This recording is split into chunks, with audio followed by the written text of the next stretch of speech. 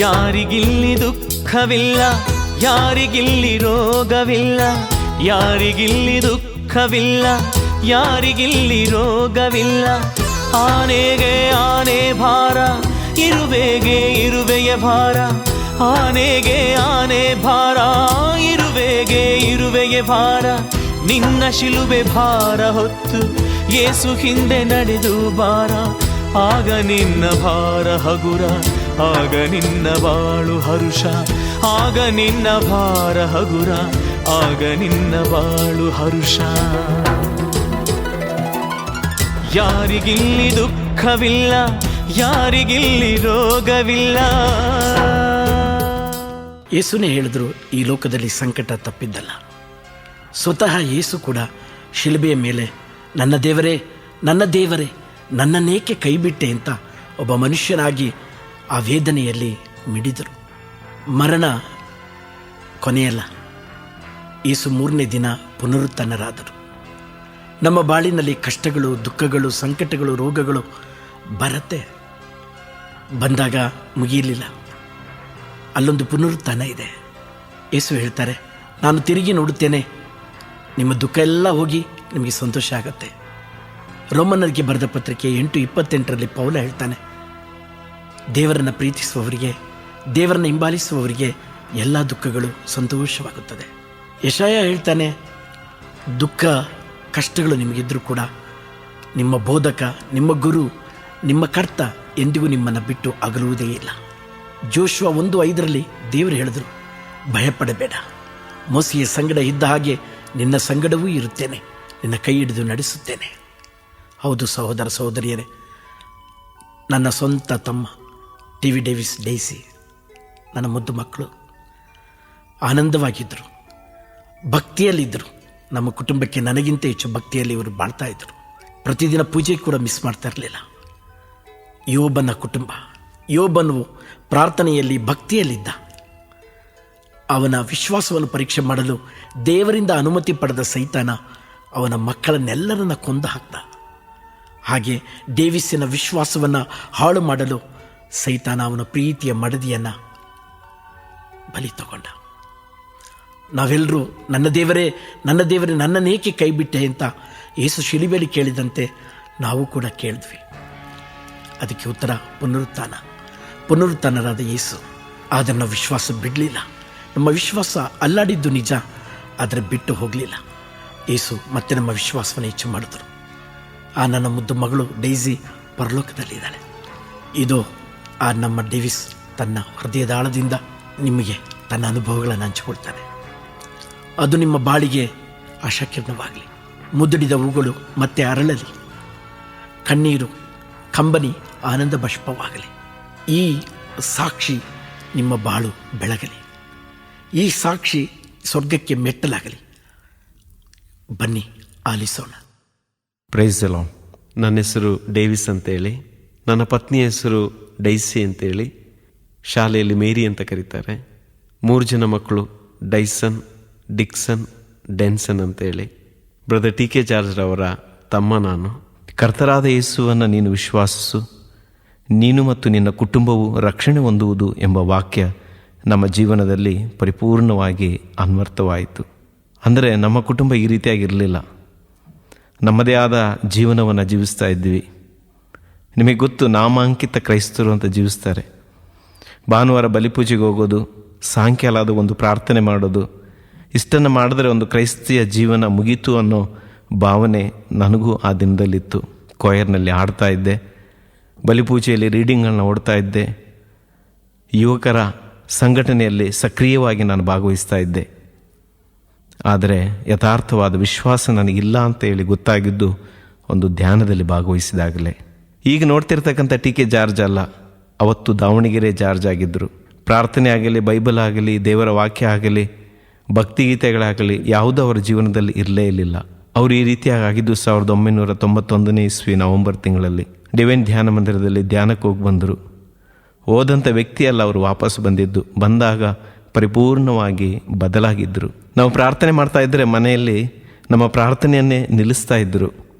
ಅವರು ಧ್ಯಾನಕ್ಕೆ ಹೋಗೋದಕ್ಕಿಂತ ಮುಂಚೆ ಬಲಿಪೂಜೆಗೆ ಹೋಗ್ತಾ ಇರಲಿಲ್ಲ. ವರ್ಷಕ್ಕೆ 2 ದಿನ ಬಲಿಪೂಜೆಗೆ ಹೋಗ್ತಾ ಇದ್ದಿದ್ದು. ಒಂದು ಕ್ರಿಸ್ಮಸ್ಸಿಗೆ, ಇನ್ನೊಂದು ಈಸ್ಟರಿಗೆ. ಅಲ್ಲೋದ್ರೂ ಬಲಿಪೂಜೆಯಲ್ಲಿ ದೇವಾಲಯದ ಒಳಗಡೆ ಹೋಗಿ ಕುಳಿತುಕೊಳ್ತಾ ಇರಲಿಲ್ಲ. ಔಟ್ಸ್ಟ್ಯಾಂಡಿಂಗ್ ಕ್ರಿಶ್ಚಿಯನ್ ಅಂತ ಹೇಳ್ತಾರಲ್ಲ, ಹೊರಗಡೆನೇ ನಿಂತ್ಕೊಂಡು ಬಲಿಪೂಜೆಯಲ್ಲಿ ಭಾಗವಹಿಸ್ತಾ ಇದ್ದರು. ಬಲಿಪೂಜೆಯ ಪ್ರಾರ್ಥನೆಗಳನ್ನು ಹಾಸ್ಯವನ್ನಾಗಿ ಪರಿಗಣಿಸ್ತಾ ಇದ್ದರು.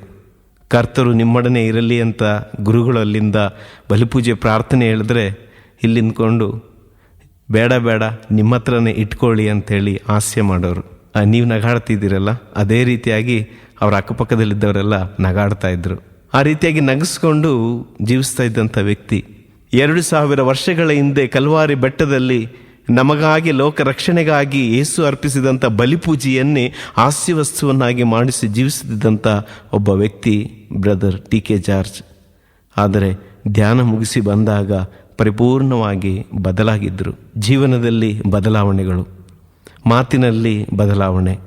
ಒಂದು ದೇವರ ವಾಕ್ಯ ಗೊತ್ತಿಲ್ಲದೆ ಇದ್ದವರು ಎಷ್ಟೋ ವಾಕ್ಯಗಳನ್ನು ಹೇಳೋದಕ್ಕೆ ಅವರು ಪ್ರಾರಂಭಿಸಿದರು. ಭಕ್ತಿಗೀತೆಗಳನ್ನು ಆಡಿದ್ರು, ದೇವರ ವಾಕ್ಯಗಳನ್ನು ಹೇಳ್ತಾ ಇದ್ದರು. ಅವರಲ್ಲಿ ಉಂಟಾದಂಥ ಆ ಒಂದು ಬದಲಾವಣೆ ನಮ್ಮ ಜೀವನದಲ್ಲೂ ಒಂದು ರೀತಿಯಾದ ಆಶ್ಚರ್ಯ ಮೂಡಿಸಿತ್ತು. ಹೀಗಾಗಿ 1992ನೇ ಇಸ್ವಿಯಲ್ಲಿ ನಾನು ಧ್ಯಾನಕ್ಕೆ ಹೋಗಿ ಭಾಗವಹಿಸಿದೆ.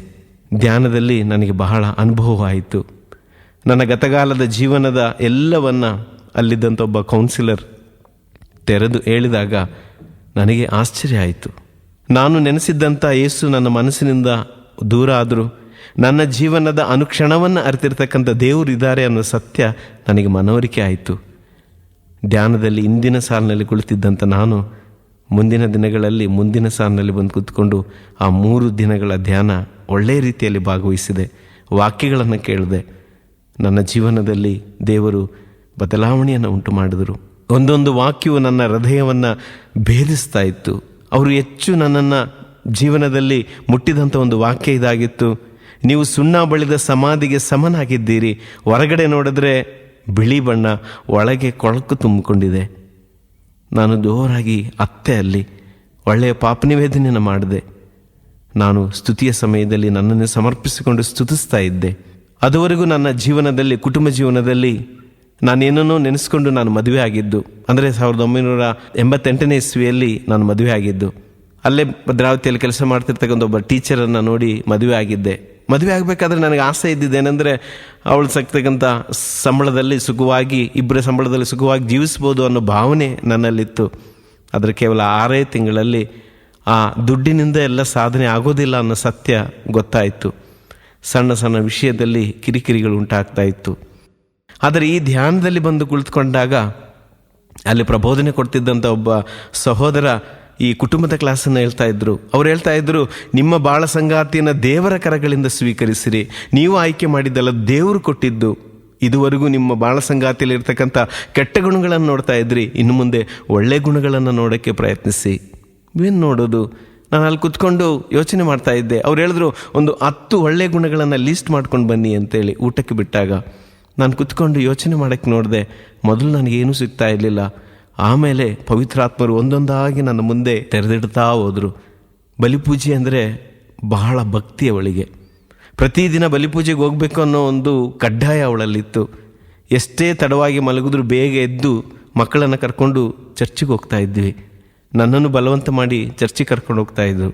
ಬಲಿಪೂಜೆಯಲ್ಲಿ ಭಾಗವಹಿಸಬೇಕು ಅನ್ನೋ ಒಂದು ಅತಿಯಾದ ಆಸೆ. ಪರಿಶುದ್ಧ ಪರಮಪ್ರಸಾದದಲ್ಲಿ ಅತೀವವಾದಂಥ ವಿಶ್ವಾಸ. ಒಂದು ಘಟನೆ ಜ್ಞಾಪಕಕ್ಕೆ ಬರ್ತಾ ಇದೆ. ನನ್ನ 2ನೇ ಮಗ ಹುಟ್ಟಿದಾಗ ಮನೆಯಲ್ಲಿ ಕೆಲಸ ಮಾಡೋದಕ್ಕೆ ಯಾರೂ ಇರಲಿಲ್ಲ. ಒಬ್ಬರನ್ನ ಕೆಲಸಕ್ಕೆ ನೇಮಿಸಿದ್ವಿ, ಆದರೆ ಅವರು ಅಡ್ವಾನ್ಸ್ ತಗೊಂಡು ವಾಪಸ್ ಹೋದರು. ಮಾರನೇ ದಿನ ಬರಲೇ ಇಲ್ಲ. ನಾನು ಡ್ಯೂಟಿಗೆ ಹೋದೆ, ಅವಳು ಶಾಲೆಗೆ ಹೋಗಬೇಕಾಗಿತ್ತು. ಆದರೆ 9 ಗಂಟೆ ಆದರೆ ಅವರು ಬರಲೇ ಇಲ್ಲ. ರಜೆ ಹಾಕಿ ಮನೇಲಿ ಕೂತ್ಕೊಂಡ್ಳು. ಅವತ್ತು ಶುಕ್ರವಾರ ಆಗಿತ್ತು. ಅವತ್ತು ಸಂಜೆ ಬಲಿಪೂಜೆಗೆ ಹೋಗಿ ಆರಾಧನೆ ಸಮಯದಲ್ಲಿ ಆ ಪರಿಶುದ್ಧ ಪರಮಪ್ರಸಾದ ಮುಂದೆ ಮೊಣಕಾಲಿಟ್ಟು ಪ್ರಾರ್ಥಿಸಿದಳು. ವಾಪಸ್ ಬರಬೇಕಾದ್ರೆ ಅದೇ ಲೈನಲ್ಲಿರ್ತಕ್ಕಂಥ ಓರ್ವ ಸಹೋದರಿ ಕರೆದು ಹೇಳ್ತಾ ಇದ್ದಾರೆ, ನಿಮ್ಮ ಮನೆಗೊಬ್ಬರು ಕೆಲಸಕ್ಕೆ ಬೇಕು ಅಂತ ಹೇಳಿದ್ರಲ್ಲ, ಒಂದು ಅಜ್ಜಿ ಇದ್ದಾರೆ, ಕರ್ಕೊಂಡೋಗಿ ಅಂತೇಳಿ. ಅವತ್ತು ದೇವರು ಕೊಟ್ಟಂಥ ಅಜ್ಜಿ ಇವತ್ತಿಗೂ ನಮ್ಮ ಜೊತೆಯಲ್ಲಿ ನಮ್ಮ ಮನೆಯಲ್ಲಿ ಕೆಲಸ ಮಾಡ್ತಾ ಇದ್ದಾರೆ. ಹೀಗೆ ಪರಿಶುದ್ಧ ಪರಮಪ್ರಸಾದದಲ್ಲಿ ಅತೀವಾದ ಭಕ್ತಿ. ನಮ್ಮ ಮನೆಯಲ್ಲಿ ಅವಳು ಎಲ್ಲರಿಗೂ ಇಷ್ಟವಾದಂಥ ವ್ಯಕ್ತಿ. ನಾವು ಅಣ್ಣ ತಮ್ಮಂದ್ರೆ 5 ಜನ ಇದ್ದೀವಿ.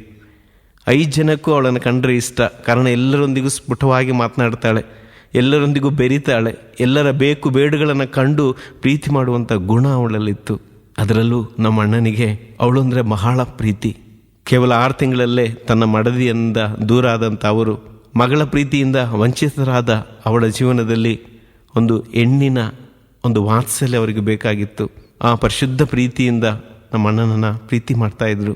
ಅವರೆಲ್ಲಾದರೂ ದೂರ ಹೋಗಿ ವಾಪಸ್ ದಾವಣಗೆರೆಗೆ ಬಂದಾಗ, ಅಣ್ಣ ಬನ್ನಿ 1-2 ದಿನ ಇದ್ದೋಗಿ ಅವ್ರಿಗೆ ಬೇಕಾಗಿರೋಂಥ ತಿಂಡಿಗಳನ್ನು, ಆಹಾರಗಳನ್ನು ಮಾಡಿಕೊಡ್ತಾಯಿದ್ಲು. ಇಷ್ಟಪಟ್ಟಿದ್ದನ್ನು ನೋಡಿ ಕೊಡ್ತಾಯಿದ್ರು. ಅದರಿಂದ ನಮ್ಮ ಅಣ್ಣನಿಗೂ ಬೇರೆ ಅಣ್ಣಂದಿರಿಗೂ ಬಹಳ ಇಷ್ಟ ಅವಳನ್ನು ಕಂಡ್ರೆ. ಅವ್ರ ಮನೆಯಲ್ಲೂ 5 ಜನ ಇದ್ದಾರೆ. ಇವಳು ಅಂದರೆ ಬಹಳ ಪಂಚಪ್ರಾಣ. ಯಾಕೆಂದರೆ ಇವಳು ಒಂದು ತೀರ್ಮಾನವನ್ನು ಹೇಳಿದ್ರೆ ಅದು ಕರೆಕ್ಟಾಗಿರುತ್ತೆ. ಸಲಹೆಗಳನ್ನು ವಿವೇಚನೆಯಿಂದ ಕೊಡುವಂಥ ಶಕ್ತಿ ದೇವರು ಅವಳಿಗೆ ಕೊಟ್ಟಿದ್ದರು. ಯಾವುದೇ ಒಂದು ತೀರ್ಮಾನ ತಗೊಂಡ್ರು ಅದು ಸರಿಯಾದ ಉತ್ತರವನ್ನು ಕೊಡ್ತಾ ಇದ್ಲು. ಹೀಗಾಗಿ ಇವಳಿಲ್ಲದೆ ಯಾವುದೇ ಒಂದು ಕಾರ್ಯಕ್ರಮ ನಡೀತಾ ಇರಲಿಲ್ಲ. ಹಂಗಾಗಿ 2 ಮನೆಗಳಲ್ಲಿ ಅವಳು ಕೇಂದ್ರ ಬಿಂದುವಾಗಿದ್ಲು. ಇದನ್ನೆಲ್ಲ ನಾನು ಲಿಸ್ಟ್ ಮಾಡ್ತಾ ಹೋದೆ. ಅವಳನ್ನು ಶಾಲೆಯಲ್ಲಿ ಮಕ್ಕಳು, 2ನೇ ಕ್ಲಾಸ್ ಮಕ್ಕಳು, ಕೆಲವು ಮಕ್ಕಳು ಮಮ್ಮಿ ಅಂತ ಕರಿತಾ ಇದ್ದರು. ಕಾರಣ ಆ ಮಮ್ಮಿಯ ಪ್ರೀತಿಯನ್ನು ಅವಳು ಕೊಡ್ತಾ ಇದ್ಲು. ಬಡ ಮಕ್ಕಳನ್ನು ಕಂಡ್ರೆ ಧನ ಸಹಾಯವನ್ನು ಮಾಡ್ತಾ ಇದ್ಲು. ಸಿಕ್ಕಿದಂಥ ಹಣದಲ್ಲಿ, ಸಂಬಳದಲ್ಲಿ ಸ್ವಲ್ಪ ದುಡ್ಡನ್ನು ಅದಕ್ಕೆ ಅಂತ ತೆಗೆದಿಡ್ತಾ ಇದ್ಲು. ಶಾಲೆ ಪ್ರಾರಂಭವಾದಾಗ ನೋಟ್ಬುಕ್ ತಗೊಂಬಂದು ಕೊಡೋದು, ಕ್ರಿಸ್ಮಸ್ ಹಬ್ಬ ಬಂದರೆ ನಮ್ಮ ಮಕ್ಕಳಿಗೆ ಬಟ್ಟೆ ತಂದಾಗ ಆ ಮಕ್ಕಳಿಗೆ ಹೋಗಿ ಬಟ್ಟೆ ತಂದು ಕೊಡೋದು, ಅರ್ದ್ಕೊಂಡು ಹಾಕಿರ್ತಕ್ಕಂಥ ಯೂನಿಫಾರ್ಮ್ ಹಾಕ್ಕೊಂಡು ಬರ್ತಕ್ಕಂಥ ಮಕ್ಕಳನ್ನು ಕಂಡ್ರೆ ಯೂನಿಫಾರ್ಮ್ ತಗೊಂಬಂದು ಕೊಡ್ತಾ ಇದ್ಲು. ಹೀಗೆ ಬಡ ಮಕ್ಕಳನ್ನು ಕಂಡು ಅತಿಯಾಗಿ ಪ್ರೀತಿಸ್ತಾ ಇದ್ಲು. ಓದಿನಲ್ಲಿ ಹಿಂದೆ ಇರ್ತಕ್ಕಂಥ ಮಕ್ಕಳಿಗೆ ಸಾಯಂಕಾಲ 4:15 ಗಂಟೆ ಮೇಲ್ಗಡೆ ಕೂತ್ಕೊಂಡು ಸ್ಪೆಷಲ್ ಕ್ಲಾಸ್ ಶಾಲೆಯಲ್ಲಿ ಮಾಡ್ತಾ ಇದ್ಲು. ಕೆಲವೊಂದು ಸಲ ಮನೆಯಲ್ಲಿ ಕರ್ಕೊಂಬಂದು ಹೇಳ್ಕೊಡ್ತಾ ಇದ್ಲು. ದುಡ್ಡಿಗಾಗಿ ಅಲ್ಲ, ಆ ಮಕ್ಕಳ ಉನ್ನತಿಗಾಗಿ ಪ್ರಾಮಾಣಿಕವಾಗಿ ಅವಳು ಕೆಲಸ ಮಾಡ್ತಾ ಇದ್ಲು. ಹೀಗೆ ಎಲ್ಲ ಟೀಚರ್ಸ್ಗೂ ಅಷ್ಟೇ, ಮಕ್ಕಳಿಗೂ ಅಷ್ಟೇ ಇವಳು ಅಂದರೆ ಒಂದು ರೀತಿಯಾದ ಅಕ್ಕರೆ. ಇದು ನನ್ನ ಮನಸ್ಸಿಗೆ ಒಂದು ರೀತಿಯಾದ ಮುಟ್ಟುವಂತಾಯಿತು. ಆಮೇಲೆ ನಾನು ಯೋಚನೆ ಮಾಡಿದೆ, ನನ್ನ ಬೇಕು ಬೇಡುಗಳನ್ನು ಕಂಡು ಪ್ರೀತಿಸುವವಳು. ಒಂದು ಕ್ಷಣ ನಾನು ದೂರ ಇದ್ದರೆ, ನನ್ನ ಸಾನ್ನಿಧ್ಯ ದೂರ ಇದ್ದರೆ ಅವಳು ಒಂದು ರೀತಿಯಾಗಿ ಗಲಿಬಿಲಿಗೊಳ್ತಾ ಇದ್ಲು. ನಾನು ಅವಳನ್ನು ಮದುವೆ ಆಗಬೇಕಂತ ನೆನೆಸ್ಕೊಂಡಿದ್ದೆ ದುಡ್ಡಿಗೋಸ್ಕರ ಅಂತೇಳಿ. ಆದರೆ ನಾನು ಧ್ಯಾನಕ್ಕೆ ಹೋದರೆ ಮನೆಯಲ್ಲಿ ಮಕ್ಕಳನ್ನು ಕೂರಿಸ್ಕೊಂಡು ನಮಗೋಸ್ಕರ ಪ್ರಾರ್ಥನೆ ಮಾಡ್ತಾ ಇದ್ಲು ಮನೆಯಲ್ಲಿ ಕೂತ್ಕೊಂಡು. ಇದನ್ನೆಲ್ಲ ನಾನು ಜ್ಞಾಪಕಕ್ಕೆ ಬಂದಾಗ, ಹೌದು, ಅವಳಲ್ಲಿರ್ತಕ್ಕಂಥ ಕೆಟ್ಟದನ್ನು ಮಾತ್ರ ನಾನು ನೋಡ್ತಾ ಇದ್ದೆ. ಒಳ್ಳೆಯದನ್ನು ಕಂಡಾಗ ಅವಳನ್ನು ಪ್ರೀತಿ ಮಾಡಬೇಕು ಅನ್ನಿಸ್ತು. ಅವಳು ಕೂತ್ಕೊಂಡು ನನ್ನಲ್ಲಿರ್ತಕ್ಕಂಥ ಒಳ್ಳೆಯದನ್ನು ಗುರುತಿಸಲು ನಮ್ಮ ಜೀವನ ಸ್ವರ್ಗವಾಯಿತು, ನಮ್ಮ ಕುಟುಂಬ ಸ್ವರ್ಗವಾಯಿತು. ಅದುವರೆಗೂ ಇದ್ದ ಪ್ರಾರ್ಥನಾ ಶೈಲಿ ಚೇಂಜ್ ಆಯಿತು. ಕೇವಲ 20 ನಿಮಿಷದಲ್ಲಿ ಪ್ರಾರ್ಥನೆ ಮುಗಿತಾ ಇತ್ತು. ಈಗ 1-1.25 ಗಂಟೆ ಇಷ್ಟವಾದ ಹಾಡುಗಳನ್ನು ಆಡಿ, ಮಧ್ಯಸ್ಥ ಪ್ರಾರ್ಥನೆಯನ್ನು ಮಾಡಿ, ಬೇರೆಯವ್ರಿಗೋಸ್ಕರ ಪ್ರಾರ್ಥನೆ ಮಾಡಿ, ಹೀಗೆ ವಿವಿಧ ರೀತಿಯಲ್ಲಿ ವೈವಿಧ್ಯವಾಗಿ ಪ್ರಾರ್ಥನೆಯನ್ನು ಮಾಡೋಕ್ಕೆ ಪ್ರಾರಂಭಿಸಿದಾಗ ನಮ್ಮ ಧರ್ಮಕೇಂದ್ರದ ಗುರುಗಳು ಅದನ್ನು ಕಂಡುಕೊಂಡರು. ನಮ್ಮ ಧರ್ಮಕೇಂದ್ರದ ಸಮುದಾಯಗಳಲ್ಲಿ, ಮನೆಗಳಲ್ಲಿ ಪ್ರಾರ್ಥನೆ ಇಟ್ಟಾಗ ನಮ್ಮನ್ನು ಪ್ರಾರ್ಥನೆ ಮಾಡೋದಕ್ಕೆ, ಲೀಡ್ ಮಾಡೋದಕ್ಕೆ ಕರ್ಕೊಂಡು ಹೋಗ್ತಾ ಇದ್ದರು. ಹೀಗೆ ನಮ್ಮನ್ನು ಹಂತವಾಗಿ ಆ ಧ್ಯಾನ ನಮಗೆ ಬೆಳೆಸ್ತಾ ಬಂತು. 1995ನೇ ಇಸ್ವಿಯಲ್ಲಿ ನಾವೊಂದು ತಂಡವಾಗಿ ನಾಗವಳ್ಳಿಗೆ ಧ್ಯಾನಕ್ಕೆ ಹೋದ್ವಿ. Brother T K George, brother John Prasad, ನಾನು, ನನ್ನ ಮಡದಿ, ಕೀಬೋರ್ಡ್ ಬಾರಿಸೋದಕ್ಕೆ ಜಾನ್ಸ ಮತ್ತು ಇನ್ನೊಬ್ಬ ಸೋಣಿ ಅನ್ನೋ ಸಹೋದರ. ಈಗ 6 ಜನ ತಂಡವಾಗಿ ಮನೆಯಿಂದ ನಾವು ಹೊರಟ್ವಿ. ಸಾಗರ ಮಾರ್ಗವಾಗಿ ಹೋಗಬೇಕಾದ್ರೆ ಆ ಬಸ್ಸು ಸುಮಾರು 5:15 ಗಂಟೆ ಅಷ್ಟೊತ್ತಿಗೆ ಒಂದು ಬೆಟ್ಟದಿಂದ ಬಸ್ಸು ಇಳಿತಾ ಇದೆ. ಘಾಟ್ ಸೆಕ್ಷನ್ ಗೇರ್ಸೊಪ್ಪನ್ನು ಇದನ್ನು ಬೆಟ್ಟದಿಂದ ಇಳಿತಾ ಇದೆ. ಇದ್ದಕ್ಕಿದ್ದಂತೆ ನೋಡಿದ್ರೆ ಒಂದು ತಿರುವಿನಲ್ಲಿ ಪೂರ್ಣವಾಗಿ ತಿರುವುದೇ ನಮ್ಮ ಬಸ್ಸು 3 ಪಲ್ಟಿಯಾಗಿ ಅಲ್ಲಿಂದ ಉರುಳು ಬೀಳ್ತಾ ಇದೆ. ಮೌನವಾಗಿ ಸ್ತುತಿಸ್ತಾ ಇದ್ದಂತೆ ನಮಗೆ ಗೊತ್ತಿಲ್ಲದಂಗೆ ನಾವು ಜೋರಾಗಿ ಯೇಸುವೆ ಸ್ತೋತ್ರ, ಯೇಸುವೆ ವಂದನೆ, ಯೇಸುವೆ ಆರಾಧನೆ ಅಂತೇಳಿ ಜೋರಾಗಿ ಕೂಗ್ತಾ ಇದ್ದೀವಿ.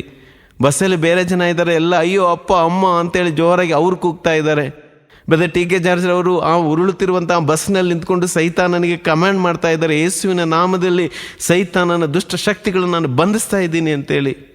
ಉರುಳುತ್ತಿದ್ದಂಥ ಬಸ್ಸು 3 ಪಲ್ಟಿಯಾಗಿ ಒಂದು ಕಡಿದು ಬಿಟ್ಟ ಮರಕ್ಕೆ ತಗಲಿ ಅದು ಅಲ್ಲಿ ನಿಂತ್ಕೊಳ್ತು. ಬಸ್ನಲ್ಲಿದ್ದವ್ರಿಗೆ ಎಲ್ಲರಿಗೂ ಹೊಡೆತ ಬಿದ್ದಿದೆ. ಹೊರಗಡೆ ಬರೋಕ್ಕೆ ದಾರಿ ಕಾಣ್ತಾ ಇಲ್ಲ. ಬಾಕ್ಲ ಕೆಳಗಡೆ ಸಿಕ್ಕಾಕೊಂಡಿದೆ. ಗಾಜನ್ನು ಹೊಡೆದು ಬಸ್ನಲ್ಲಿರೋರನ್ನೆಲ್ಲ ನಾನು ಮತ್ತು ಬ್ರದರ್ ಜಾನ್ ಪ್ರಸಾದ್ ಮತ್ತು ಟಿ ಕೆ ಜಾರ್ಜ್ ಅವರು ಮೇಲ್ಗಡೆ ಕರ್ಕೊಂಬಂದ್ವಿ. ಕಾರಣ ನಮಗೆ ಯಾವುದೇ ರೀತಿಯಾದ ಗಾಯವಾಗಿರಲಿಲ್ಲ. ಬಸ್ನಲ್ಲಿದ್ದವರಿಗೆಲ್ಲ ಹೊಡೆತ ಬಿದ್ದಿದೆ, ರಕ್ತ ಸುರಿತಾ ಇದೆ, ನಮ್ಮ ಮೈ ಮೇಲೆಲ್ಲ ರಕ್ತ ಇದೆ, ಬೇರೆಯವರ ರಕ್ತ ನಮ್ಮ ಮೈ ಮೇಲಿದೆ. ಆದರೆ ನಮಗೆ ಮಾತ್ರ ಒಂದು ಸೂಜಿ ಚುಚ್ಚುವಷ್ಟು ಗಾಯ ಸಹ ನಮಗಾಗಲಿಲ್ಲ. ನನ್ನ ಹೆಂಡತಿಗೆ ತಲೆ ಮೇಲೆ ಒಂದು ಸ್ಟಿಚ್ ಹಾಕೋಷ್ಟು ಗಾಯ, ಕೀಬೋರ್ಡ್ ಬಾರಿಸೋನಿಗೆ ಬಾಯಿ ಮೇಲ್ಗಡೆ ತುಟಿಯ ಮೇಲೆ ಒಂದು ಸ್ಟಿಚ್ ಹಾಕೋಷ್ಟು ಗಾಯ, ಇನ್ನೊಬ್ಬ ಸೋಣಿಗೂ ಅಷ್ಟೇ ತಲೆ ಮೇಲೆ ಒಂದು. ಅದು ಬಿಟ್ಟರೆ ಬೇರೆ ಯಾವುದೇ ರೀತಿಯಾದ ಮಾರಕವಾದ ಗಾಯಗಳಾಗಲಿ ಅಪಘಾತಗಳು ನಮಗೆ ಆಗಲಿಲ್ಲ. ಆ ನಾಗವಳ್ಳಿಯಲ್ಲಿ ಬಂದು 11 ಗಂಟೆಗೆ ನಾವು ಧ್ಯಾನವನ್ನು ಪ್ರಾರಂಭಿಸಿದಾಗ ಆ ಗುರುಗಳು ನಮ್ಮನ್ನು ಈ ರೀತಿಯಾಗಿ ಬರಮಾಡಿಕೊಂಡ್ರು. ಇವತ್ತು 6 ಶವಪೆಟ್ಟಿಗಳು ಇಲ್ಲಿ ಬರಬೇಕಾಗಿತ್ತು. ಅದ್ಭುತಕರವಾಗಿ ದೇವರು ಇವರನ್ನು ಕರ್ಕೊಂಡು ಬಂದಿದ್ದಾರೆ, ಸಂರಕ್ಷಿಸ್ಕೊಂಡು ಬಂದಿದ್ದಾರೆ. ವೇದಿಕೆ ಮೇಲೆ ನಿಂತ್ಕೊಂಡು ಒಂದು ವಾಕ್ಯವನ್ನು ತೆಗೆದಾಗ 91ನೇ ಕೀರ್ತನೆಯನ್ನು ದೇವರು ನಮಗೆ ಸಂದೇಶವಾಗಿ ಕೊಟ್ಟರು. ನಿನ್ನ ಎಡಗಡೆಯಲ್ಲಿ 1,000 ಜನರು, ನಿನ್ನ ಬಲಬದಿಯಲ್ಲಿ 10,000 ಜನರು ಬಿದ್ದರು, ನಿನಗೇನು ಕೇಡು ಸಂಭವಿಸುವುದು. ಈ ವಾಕ್ಯ ನನ್ನ ಮನದಾಳದಲ್ಲಿ ಬಹಳ ಆಳವಾಗಿ ನಾಟಿಬಿಡ್ತು. ಅಂದರೆ ನಮ್ಮ ಜೀವನದಲ್ಲಿ ದೇವರು ನನ್ನ ಜೊತೆಯಲ್ಲಿದ್ದಾಗ ಎಲ್ಲವನ್ನ ನಮಗೆ ಜಯಿಸೋದಕ್ಕೆ ಸಾಧ್ಯ ಆಗತ್ತೆ. ಯಾವುದೇ ಅಪಘಾತಗಳಾಗಲಿ ಏನೇ ಆದರೂ ನಮಗೆ ಯಾವುದೇ ರೀತಿಯಾದ ಕೇಡು ಸಂಭವಿಸೋದಿಲ್ಲ ಅನ್ನೋ ದೃಢವಾದ ವಿಶ್ವಾಸ ನನ್ನ ಮನಸ್ಸಿಗೆ ಬಂತು. ಅಲ್ಲಿ ಅನೇಕ ಅದ್ಭುತ ಕಾರ್ಯಗಳು ಸಹ ನಡೆಯಿತು. ಕಾರಣ ನಮ್ಮ ವಿಶ್ವಾಸ ಹೆಚ್ಚಿದ್ದರಿಂದ. ಈ ವಿಶ್ವಾಸದ ಹಾದಿಯಲ್ಲಿ ನಾವು ಇನ್ನೂ ಹೆಚ್ಚು ಹೆಚ್ಚು ಬೆಳೀತಾ ಹೋದ್ವಿ. ಅನೇಕ ಕಡೆಗಳಲ್ಲಿ ಜೊತೆಯಾಗಿ ಧ್ಯಾನಗಳಿಗೆ ಹೋಗ್ತಾ ಇದ್ವಿ. ಲೀವ್ ಇದ್ದಾಗ ನನ್ನ ಜೊತೆಯಲ್ಲಿ ಬರ್ತಾ ಇದ್ಲು, ಇಲ್ಲಾಂದರೆ ಮನೇಲಿ ಕೂತ್ಕೊಂಡು ಪ್ರಾರ್ಥನೆ ಮಾಡ್ತಾ ಇದ್ಲು. ಹೀಗೆ ಧ್ಯಾನದಲ್ಲಿ ಮುಂದುವರಿತಾ ಇದ್ವಿ. ನಮ್ಮ ಚರ್ಚ್ನಲ್ಲಿ ಕೊಯರ್ನಲ್ಲಿದ್ವಿ. ಅದೇ ರೀತಿಯಾಗಿ ಕ್ಯಾಟಗಿಸಮ್ನಲ್ಲಿ, ಈ ರೀತಿಯಾಗಿ ಎಲ್ಲ ರಂಗದಲ್ಲೂ ದೇವರು ನಮ್ಮನ್ನು ನೇಮಿಸ್ತಾ ಇದ್ದರು. ಕೊಟ್ಟಂಥ ಕೆಲಸಗಳನ್ನು ಪೂರ್ತಿ ಮಾಡೋದಕ್ಕೆ ಶಕ್ತಿನೂ ಅವರೇ ಕೊಡ್ತಾ ಇದ್ದರು. ಹೀಗೆ 2004-2005 ಇಸ್ವಿಯನ್ನು ಪರಿಶುದ್ಧ ಪರಮಪ್ರಸಾದ ವರ್ಷವನ್ನಾಗಿ ಘೋಷಣೆ ಮಾಡಿದಾಗ ಶಿವಮೊಗ್ಗ MCBSನ ಸಭೆಯಲ್ಲಿ ಒಂದು ತೀರ್ಮಾನ ತೆಗೆದುಕೊಂಡ್ರು. ಎಲ್ಲ ಧರ್ಮ ಕೇಂದ್ರದಲ್ಲೂ ಪ್ರತಿ ಗುರುವಾರ ರಾತ್ರಿ ಆರಾಧನೆಯನ್ನು ಮಾಡಬೇಕು ಅಂತೇಳಿ.